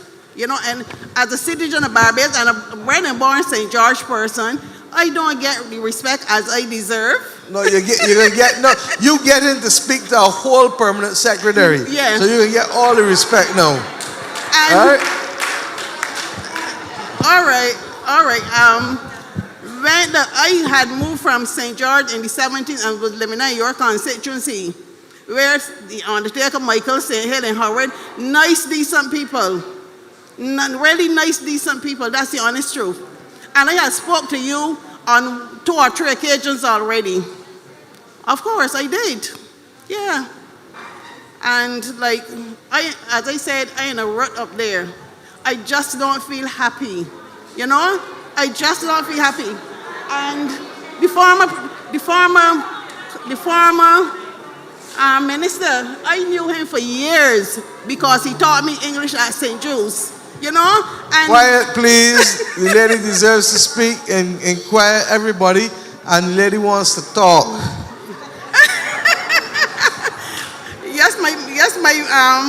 my Prime Minister.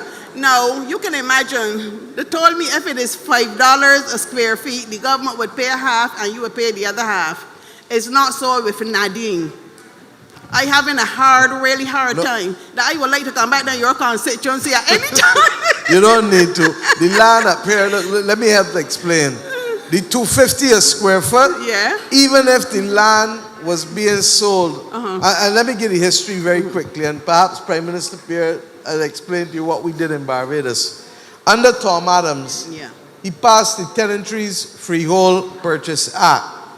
And the simple premise was that people who lived on tenantries in plantations, particularly sugar plantations, had already paid predominantly for that land through blood, sweat, and tears. We asked the plantation owners to subsidize the land, because Tom knew that the land was worth more than 10 cents. But he said basically, these people have paid for it already over and over and over. and therefore you can afford to sell it to them for a token price of 10 cents per square foot. It meant that people would buy 5,000 square foot of land for $500. And what it did was to fuel a housing revolution. Yeah. Because people could then take the money that they had or that they needed to borrow and immediately renovate their houses and turn chattel houses into wall. And if you go through almost every country, tenantry in Barbados, you see the amount of houses that have already gone. What Gabby Scott used to say, who in building wall in front, building wall behind? So you see that. Yeah. When Owen Arthur came to government in 1994 with all of us, and Reggie, you remember the day. Glenn Clark, bless his soul. In fact, it was Lower Estate tenantry, and it was Allen's land in Bush Hall. Yeah. In 1990, the landlords of both of those tenantries wanted to sell the land at $5 a square foot. In that day, that was a hell of a lot of money. We said that it was exploiting the people, and bless Henry Ford. Henry Ford helped us in opposition as opposition leader to take the stance, and we settled the policy. Once Owen became prime minister and we were in cabinet, we introduced then, Dale, you were chairman of National Housing at that time in the Ministry of Housing. We introduced the urban non-plantation tenantry program. And the simple premise was this. The land in town and on non-plantation tenantries, not owned by plantations that benefited for centuries, but owned by ordinary people. Yeah. People come from St. Joseph and went in the Turning. People come from St. Andrew and went in Jackson. People come from St. John and went in the Ivy. When they went down, they got a welcome Deputy Prime Minister. Come, Sandy, there's a chair here, please. She was representing me at the same function with the Canadians that Prime Minister Pierre was for the Canadian Independence Day. Yeah. But I had to already committed to the people of St. George, so you know I had to come here. Yeah. I will not detain Let me finish though. I can finish Okay. for the benefit of the wider audience. Yeah. You can sit if you want. But the bottom line was that we therefore knew that the landowner could not give the person buying, the tenant, the subsidy. So here's what the government said. You, the tenant, pay the first $2.50 per square foot. That's why you get the $2.50 here, Ministry of Housing, with the non-plantation tenantries. And the government pays the difference between $2.50. Originally it was $10, then it was moved to $15. So that for 5,000 square foot, you would pay $12,500, and the government would pay the difference between $12.50 times $5 is $62,500. Now, if that's not winning lotto, if that is not redistributing land, if that is not making sure that people who had no stake in the country can get a piece of the action, then nothing is.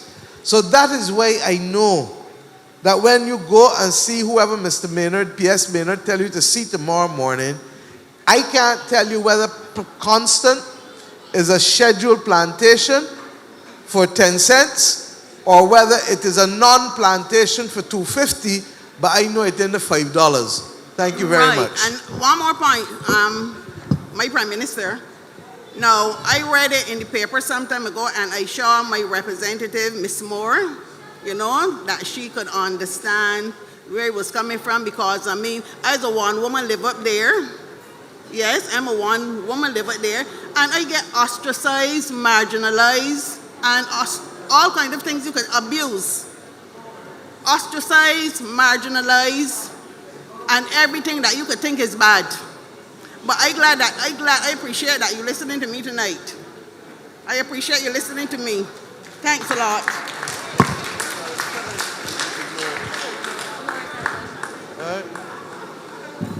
Yes, ma'am. Good evening to the Honorable Mia Amor Motley, our Prime Minister of Barbados, and all other cabinet representatives. I am Olivia Arthur. Quiet, please. I told you all, I beg you, we need to listen to people in peace, and it's worse for me tonight because of the ear problem that I have in the sinuses. Go ahead. I am Olivia Arthur, the president of the Constant Neighborhood Watch Committee, Olivia Arthur. And I'm here to ask for your ear for 4 items. One of them being the sewage fee.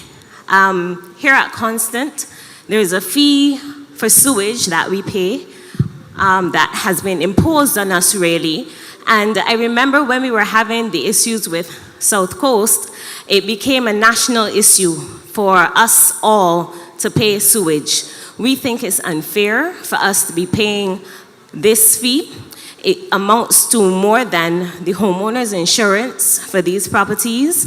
And so we are asking for a meeting, if possible, with you and our representative, the Honorable Tony Moore, to have a further discussion on this. Okay, what I will do is ask the MP and the Minister of Housing to meet with you first, and if necessary, a representative of the NHC, because I don't know enough about the matter to be able to commit to you one way or the other. Yeah? The other thing is the compensation for the residents of the 476 hostel. There are 3 hostels in the neighborhood, and the 476, for the 476 hostels, these persons haven't been compensated as yet for the issues they've been having on their homes. So they're compensation for the, we're missing both. So, okay, so there have been issues that the home residents have been experiencing since we moved into the houses. And these things we've been communicating, we've submitted information and such like to National Housing. And we've had 2 other hostels where those persons have been compensated for their issues like leaking and such. Can I like. ask you, this the houses that Clico started to build? Yes, they are. That was left unattended for all them years? Yes, they are. Oh. Very much so. That the So last by the time we moved the last government left to the elements for all them years? So by the time Mr. we moved, Arthur, don't hurt your head. Minister Sutherland and P.S. Maynard have a meeting with the Housing Association for me. General Secretary, you said that you've met with them already? Yes. I celebrated my first anniversary with them. That's the last occasion. And National Housing had undertaken, I know the board has been working on it. There have been commitments given to me, to them, and there's just the need to follow through. So I don't know what me meeting with housing should do. I think that there needs to be action. Yep. P.S. Minister, I want to report at Cabinet next Thursday after the meeting. Thanks. there are 2 other issues, and that's just the street lights. The development is very dark, and I know that it was mentioned that. Carry along the poll numbers and get the poll numbers to your MP. Okay, and the last item is the garbage. To who? We've submitted the poll numbers. The poll numbers are already submitted since October 2020. They were submitted to the Ministry of Transport and Works, and I understand that they were passed on to RDC. So she will follow up on the poll Those 2 that you identified, plus 63 others across this constituency that are still awaiting lighting.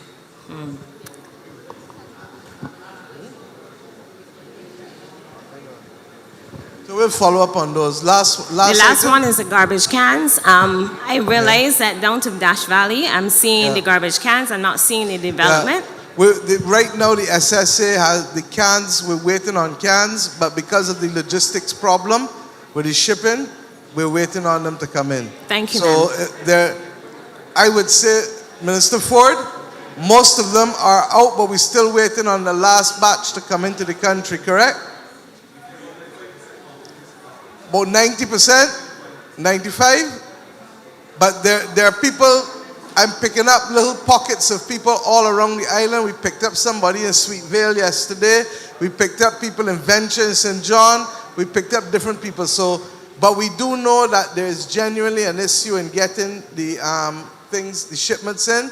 Look, I was with the President of Guyana and Prime Minister Pierre. I think you were there too. When on Tuesday he said he was waiting for over 1,000 containers out of Jamaica, for some as long as 14 months to be able to get the shipping. and the world has a serious shipping crisis. So I think there was a story in the newspaper too about construction materials as well coming under pressure. So it is not business as usual, but we will get them as soon as we can. And I am so proud that Barbadians are treating them with respect. And you see them all around the place. They look clean. And obviously, because they have the RFID chip, if somebody try to carry them away, you can locate where it is. Thank you, ma'am. And Thank you. P.S., make the arrangements for the meeting so we can report to Cabinet next Thursday. But that's what happens when you have housing left dilapidated for a long time, regrettably, and exposed. I want to thank everyone. It's 9 o'clock, but I don't want to stop because we know how to be hospitable, and we cannot have Prime Minister Pierre, you here, without being able to say a few words. You have a lot of Lucians living in Barbados too, and some in St. George, and the ability for the people of St. George to benefit not just from their MPs and the members of Cabinet. There's a Lucian right there in the back they're pointing out right there as well. I'm sure that they and others would love to hear from you and to thank you for joining us tonight, because this is how we live as brothers and sisters, as heads in the Caribbean. Thank you.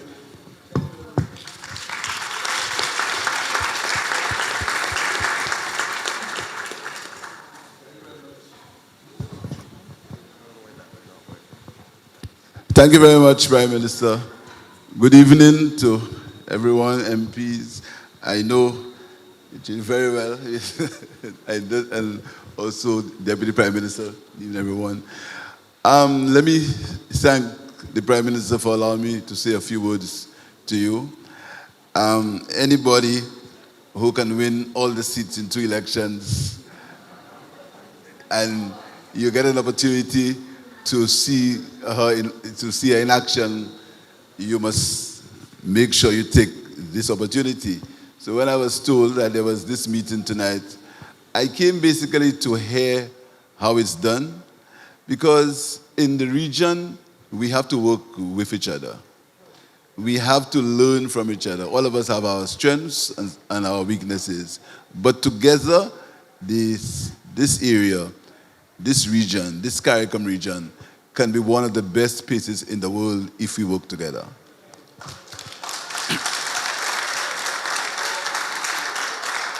This is arguably one of the most difficult times to run any country. It's one of the most difficult times to run any country.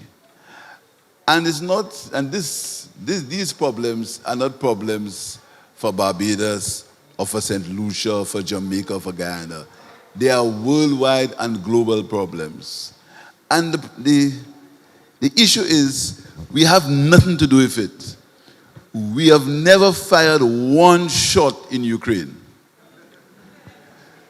We have no issues with anybody, but they do their thing in their countries, and we pay for it. We pay for it in ways that, as I was saying, we pay for it in ways that are unimaginable. So I want to tell you, the issues that you have, the cost of living, the price of fuel, the ability to get goods from outside because of supply chain issues, have nothing to do with us. Absolutely nothing to do with us. All of them. The increases of goods in the stores, inflation, the prices of goods go up every day. So much so, we have to reduce the tax that we get on fuel to ensure that the price of goods remain at a certain level. Has nothing to do with us. So we need to be patient, and we need to do what we can do. And what we can do is growing our little food, our little crops at our home, our kitchen gardens, saving. Your Prime Minister always speaks about 6-week crops. We need to try to feed ourselves. Little things we can do till we pass through these problems. So I want to tell you that when I hear what you all are doing in Barbados, I drive and I see so many houses going up, etc. Really, I think that you should be proud of what's happening in Barbados. You should be proud of it. But we are doing many things together as CARICOM. The country of Guyana is getting oil, or Guyana has oil, but Guyana also has agriculture. And we have to feed ourselves. And together as CARICOM, we are working on a food project where we try to reduce our food imports by 25% by the year 2025 so we can feed ourselves. So I want you to wait for that. I want you to encourage it, and I want you to work together with that. Also, we are looking to see how we can get fuel cheaper. And to get fuel cheaper, we have to deal with the issue of Venezuela. And that's the issue that we are working on. But we are trying. We know the problems. We understand the problems. But as leaders and as people who always try to put the people first, we are doing whatever we can to help solve this problem. So be patient. It's not our fault. We have nothing to do with it, but we're trying. Things are tough. All of us have little fiscal space, but we have to be strong. We have to work together in the region, and we have to learn from each other. So good night, everyone, and do have a good evening.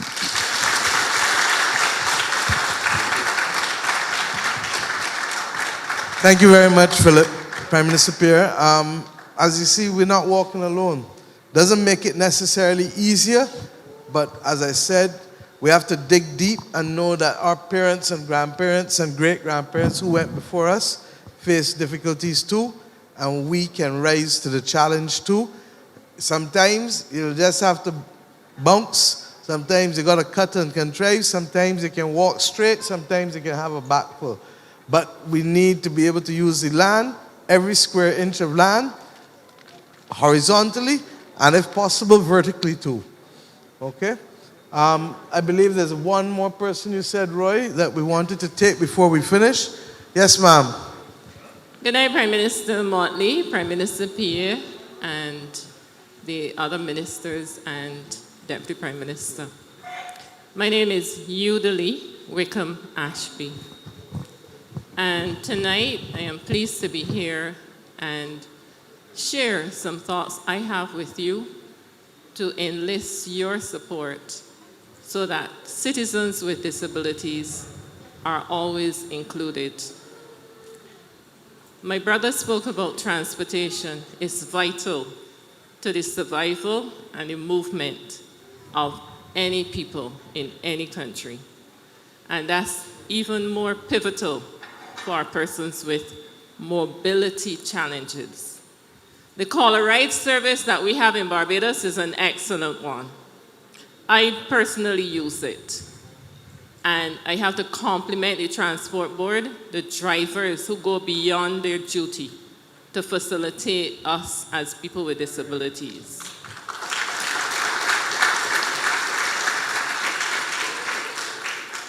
What I would want to suggest, Prime Minister, is that we have wheelchair accessible buses for this service, because my brothers and sisters who use wheelchairs or other mobility aids are unable to access this service. If they're going to use it, they must have additional support to get in and off the buses. So I would want to encourage you to allocate some funding to have some wheelchair accessible buses in the service. That's one. Secondly, we're talking about housing all night. And people with disabilities also want to be homeowners.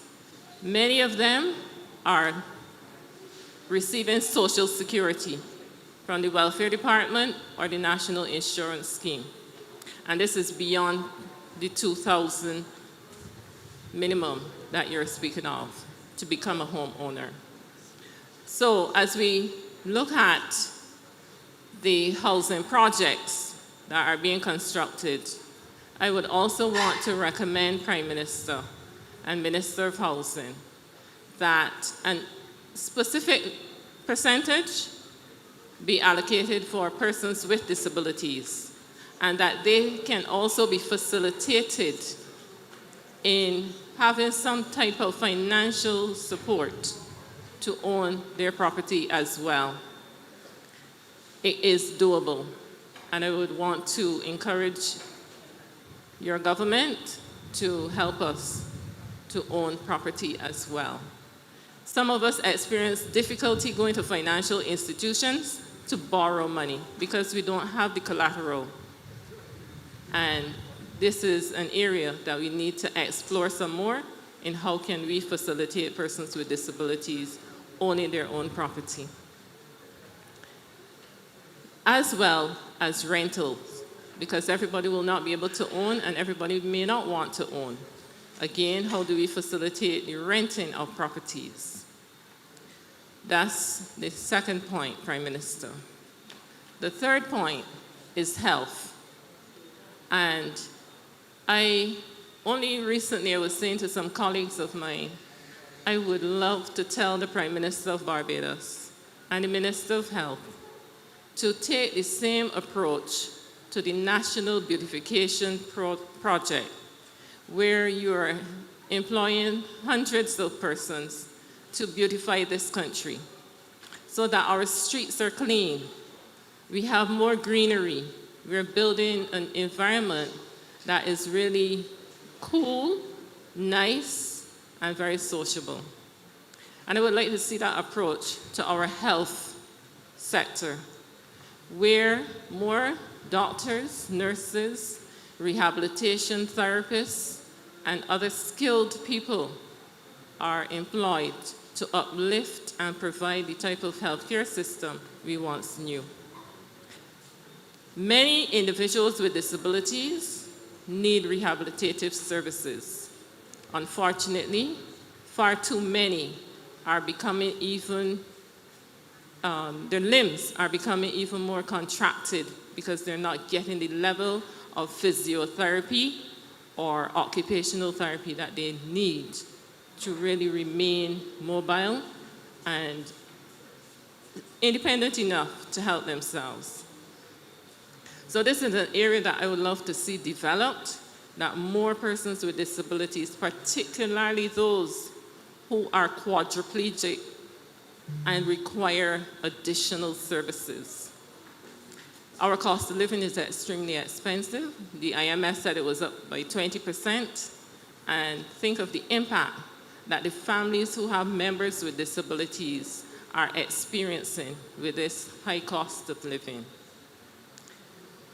So that's health. The other area, I talked about transport, housing, health, and the other area is employment. Employment. Many of our young people with disabilities are caught in a catch-22 situation where they want to work, but because they're receiving social benefits, they don't want to release that for employment that may be temporarily and then have to try to reapply for the social benefits.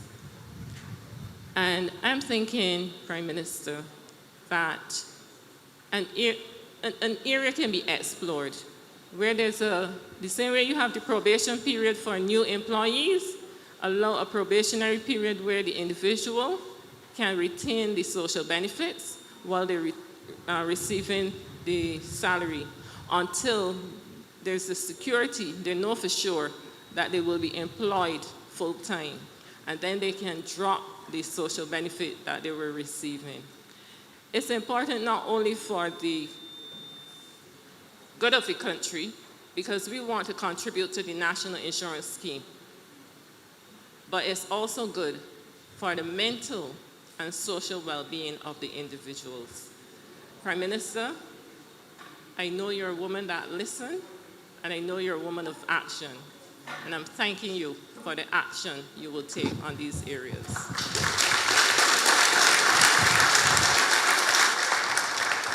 Thank you, ma'am, and I stand to tell you that a number of the things that you raised are being actively engaged, not all of them, but I really thank you for the articulate way in which You've indicated the needs for persons who are facing challenges. The transport issues, the call and ride service. Santia is here and she has heard. I know that in some instances, the new buses, we're looking to see with the wheelchair accommodation, but it's the call and ride service you're talking about, correct? So that I'll ask you to link with them and to see what else we can do in the expansion of that. When we started that program was when last we were in government. Trevor Prescott, I think, was one of the key people responsible for getting that program started. I'm happy to hear about the quality of service from the drivers, and I think those here from the Transport Board, and especially the General Secretary of the Workers' Union, would be happy to hear that her workers are providing the service that brings joy to your heart. She says she knows, she didn't need to hear it. With respect to the home ownership, Dwight is reminding me that tomorrow they're meeting. Cabinet appointed the commission to advise us on the terms and conditions and the improvement of the well-being of persons who are differently able. That is being chaired, as you know, by Edmund Hinkson. And in fact, I'm being told by the Minister of Housing that he is meeting with the Ministry of Housing tomorrow, along with members of his commission. Is transport or housing is meeting tomorrow? Oh, it's a multi-sectoral meeting with transport and housing. So they're very much on to their work, and we hope to have a new deal in place for you. But let me say that we already started. And one of the first things we did in the last term, and it is perhaps not being used sufficiently enough, is that we made it possible we've passed the law to give persons with different, who are differently able or challenged, a competitive advantage for procurement of certain things in government. So if, for example, persons can do the caning of chairs or whatever, or do different things that they can do, government is committing to make sure that we can buy from them to ensure that there's a sustained income for you, for those of you who need to have it. With respect to the housing, I think that NHC has already committed to a 10% quota, excuse me, of all the new housing that they have to do to be reserved for people who have challenges. On your point about the emphasis on healthcare, just as you do with the National Beautification Project, that is why we spoke earlier about the 40 persons who have been hired as community nurses, which have nothing at all to do with the polyclinics, but relate to the QEH. I think last time I checked, it was 36. They're supposed to be 40. Similarly, you heard me say tonight that I want the Ministry of Health to buy the machines to do the testing, because I believe that diabetes is at epidemic proportions in this country. We already know that we have one of the highest amputee ratios in the world, if not the highest, and therefore we want to work with Bajans to truly take control of their health and well-being. And to that extent, I hope that we can continue to work to be able to satisfy persons like yourself and others that without health, we have nothing. And the pandemic taught us that. I want to know if Minister Humphrey, who is here, would wish to just say a few words to add on to what I've said and what you've said, to be able, because I know that he feels very passionately about working with you guys. Kurt. Thank you very much, Prime Minister. Good night to everyone. And good night, Yudley. I know her very well. One of my students. Prime Minister, you mentioned most of the things we're doing. I think you said that I'm passionate about it, but you're equally passionate, or perhaps even more so. We've done a number of things. The committee that the PM spoke of is put in place to improve the lives of persons with disabilities. You would have heard us mention that we are doing 1,000 families who are most vulnerable in Barbados. That would include some persons with disabilities. But then we added 200 families, specifically only for persons with disabilities. So in addition to the 1,000 most vulnerable, there's an additional 200 families, which works out to be about 200 by, we're assuming a family has, maybe say 8 persons, that could be 1,600 people who will then have access to better housing, better health care. But that's just the first round, Skipper. And that's just the first round. And for those who want to create mischief, I get involved now. Because you take one step at a time. Our ancestors talked to us about one blows kill old cow. And the first 1,000, then the second 1,000, then the third 1,000, then the fourth 1,000. But it's got to start where the heat is hottest. Yep. And the heat is hottest for those people who have limited or no choices at all. Absolutely. So our intention is to get to every person with disabilities. The other thing is that in Barbados, if there's a space where we can improve, it is certainly in this space. We've then determined that we want to know where every single person in Barbados who has a disability, we want to know where they live. We want to know the nature of that disability and what the government can do to better assist that person. So we're compiling that list. And when I report next time, it will be these are the things that we have done to help those persons on this list, one by one by one. The Council for the Disabled will also tell you that we have frequent meetings now to be able to go through the challenges that they have and to make sure we respond to them. In addition to the buses from Transport Board, the Prime Minister, we have just bought 2 vehicles. And we're retrofitting those vehicles to be able to be disabled friendly at the National Disabilities Unit, to then be able to assist persons with disabilities as well. So there are a number of things that are happening. I think one of the bigger things will be that by the end of this year, there's currently no legislation in place, as you know, Yudli. By the end of this year, there's going to be legislation that addresses all of the issues for persons with disabilities. We committed to it. It is going to be before the Parliament. We hope to have the draft by September and have it before the Parliament by November, so that we will have legislation that actually protects persons in Barbados, because there's no real protection now. And in relation to employment, lastly, the big issue is that we have to be able to train up persons. I met a young man yesterday when I was doing my clinic, for example, who is hearing impaired. And the issue he raised is exactly the issue he raised with me, that if he got a job for a week or 2 weeks, his pension, his benefits stop. And I do take the point that we should extend the benefits even as persons work, and that is probably something that we could do in the short term. So I take the point, but there are a number of things that are happening, and we will report to the country very soon on all of those things. Thank you, Prime Minister. Thank you very much. Before we wrap up, it's getting late, but I could not leave St. George without asking both the Member of Parliament for St. George North and, if necessary, Mr. Chapman, to address the vexatious issue of Lower Estate. These meetings are not just to sound pretty, these meetings are to be real and to allow us to deal with the issues and challenges that people face day to day. So while I go to the bathroom, please address it. Thank you.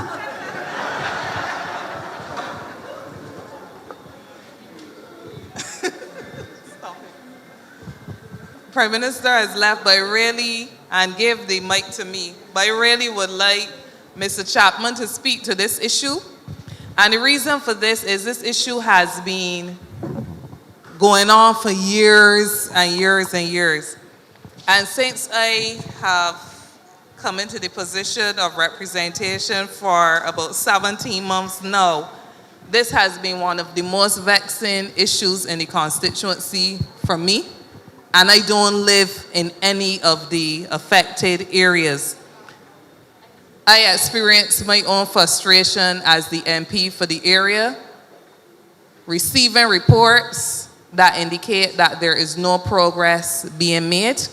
And I think that this is the opportunity for anyone who wishes to engage the health officials who might be in a better position to indicate where we are on the issue, to tell the committee that meets what is going on with the environmental study that is supposed to be done, the monitors that are supposed to be investigating, and what further action is being taken on it. I think that, Mr. Chapman, you are in a better position to update and take any questions that come on this matter than I would be. So over to you, sir.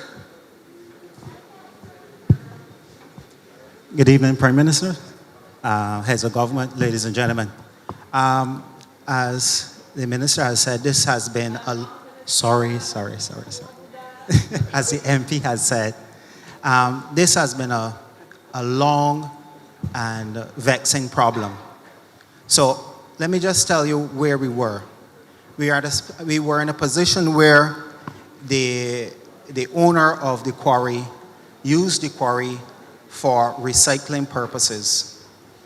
The quarry was used in a manner that was not efficacious, and because of that, there was a number of fires in the quarry. What we did was to do an evaluation, and this was a multi-ministry evaluation. And with the then Minister Bostic, would have put together a committee which included the residents of the area as well as other ministry officials to address the problem. Now, during that process, the decision was made that we needed to have some air quality assessment done to see how this burning was affecting the residents in the area. Now, that took a bit of time because we had to approach PAHOP, an American Health Organization, to get that air quality assessment, to assist with that air quality assessment. That took some time because of COVID, and the air quality, there wasn't any flying at that point in time. Eventually, we got a company out of Trinidad, Caribbean Air Quality Management Services, to do the air quality assessment.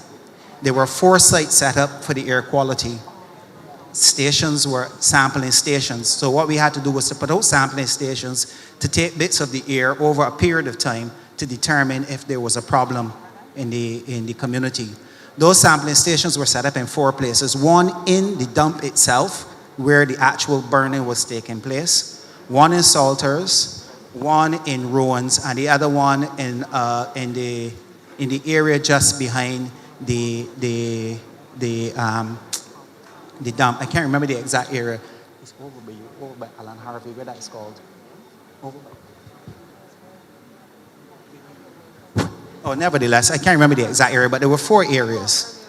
The report came back, and the report said that according to World Health Organization standards, that the emissions from the dump did not exceed what World Health Organization would be considered as hazardous. Those results were also taken to PAHO for review, and they were shared with the residents of the community. The next step was the actual remediation process. So what we had done, we submitted a paper to Cabinet which recommended the methodology for the remediation. But also what the residents were adamant about, and rightly so, is that once we start to do the remediation, we expected that the removal of the topsoil and other parts of the dump will cause flare-ups. And if that is going to happen, then we need to be able to monitor that site as the remediation process went on. Now, for us to do that, you have to get our own air sampling equipment. So the Ministry of Health went ahead and we paid for the air sampling equipment, and we are presently waiting for that equipment to come to us so we can start. Now let me be clear, this air sampling equipment is not off-the-shelf air sampling equipment. It is something that has to be tailor-made. So it takes time for that to be done, and that is why we are in that waiting period right now, because we've already paid for the equipment, and I mean to no small cost to the government. So that air sampling equipment, we are presently waiting for that air sampling equipment to arrive in Barbados. Once that air sampling equipment gets here, we anticipate it should get here in about 2 months' time. Once that air sampling equipment gets here, the equipment is equipped with all the latest technology, remote sensing and so on, so that when we put it out, we don't have to go back and look at it from time to time, that we can sit in our office and it will communicate directly to us and let us know what is going on in the dump and the surrounding areas. Now, the fire service would have also done a number of thermal imaging tests on the site. And what we found on the site is that over a period of time, the site deteriorated because of the long wait to get each of those steps completed. So we had to change then what has to be done in terms of the remediation process. So In the past, what we had planned on doing is to excavate around the corners of the site, separating it from the rock face, refilling that with clay, and then covering the site properly to completely smother it to stop the burning. Yes, please. I am only interrupting because St. George North people are not slow, but we like things break down. It sounds a bit technical, and I think that people would want to know where we are, what's going on, when the issue can get fixed. I have had to be updating on monitors. The same thing you're saying since our last meeting on the 13th of May. And I think that we would want to be in a position to have people here. The same people that might not talk here, but that can be coming to me, I want you to be able to tell them what's happening, when it can get fixed. Okay, let me just say this. The actual fixing of the problem, I call it remediation, but the actual fixing of the problem, if we were to start now, will take us approximately 3 to 4 months to finish. That is because all the material is on the site. The machinery is there. We've had site visits with the Sanitation Service Authority, persons who work with outing fires, and Leonidine, who's also a member of the Sanitation Service Authority, and the fire service. So everything is in place to fix the problem. The only issue that we've had in terms of fixing the problem is that residents would have said where they need to be able to monitor the emissions from the site when the remediation start. Because once you start to pull it away, you can get flare-ups. And you want to know that anything that is flaring up. Be more direct, Mr. Chapman. I think you're talking, as General Secretary said, in pretty language. In order to fix the problem, it can get worse before it get better? Yes. Thank you. Tell the people so. Okay. So the problem can get worse before it get better. Because once you to Right. try and fix the problem, it means disturbing the earth. Exactly. And once you disturb the earth, you can get some smells for a few days while you're trying to fix the problem. Correct. How long will that flare up be? No, because we're gonna No, nothing. How long the flare up can be? A week, 2 weeks, a month? Once we start, 2 months? at least 3 months, Prime Minister, to fix the problem. 3 months, because it's a very big problem. Yeah, but will the flare up? Give me a chance, please. I'm breaking it down. Will the flare up be continuous for 3 months, or will it be up and down depending on the atmosphere? It's going to fluctuate. It can be up and down because as you take away, what the plan is, you take away a little bit and you cover it. You take away a little bit more and you cover it. Have you so had it's in phases. Have you had a town hall or a meeting at all with the residents to update them on this last phase? No, Prime Minister. Why not? Because we were waiting to hear from the air quality people first. I didn't want to come back to them and tell them the same old story And you have again. it now? Yes. And therefore, why not?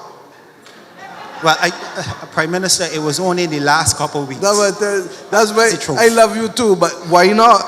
You As I understand? said, it was only the last couple of weeks. Yeah, but last couple of weeks, I want a sense of urgency with it. And that's what I'm saying. These people have endured too much. We have committed to working with them to find it. And we need to make sure that nobody is inappropriately mining up. There's one meeting. I know it's getting late and we're finishing. Please.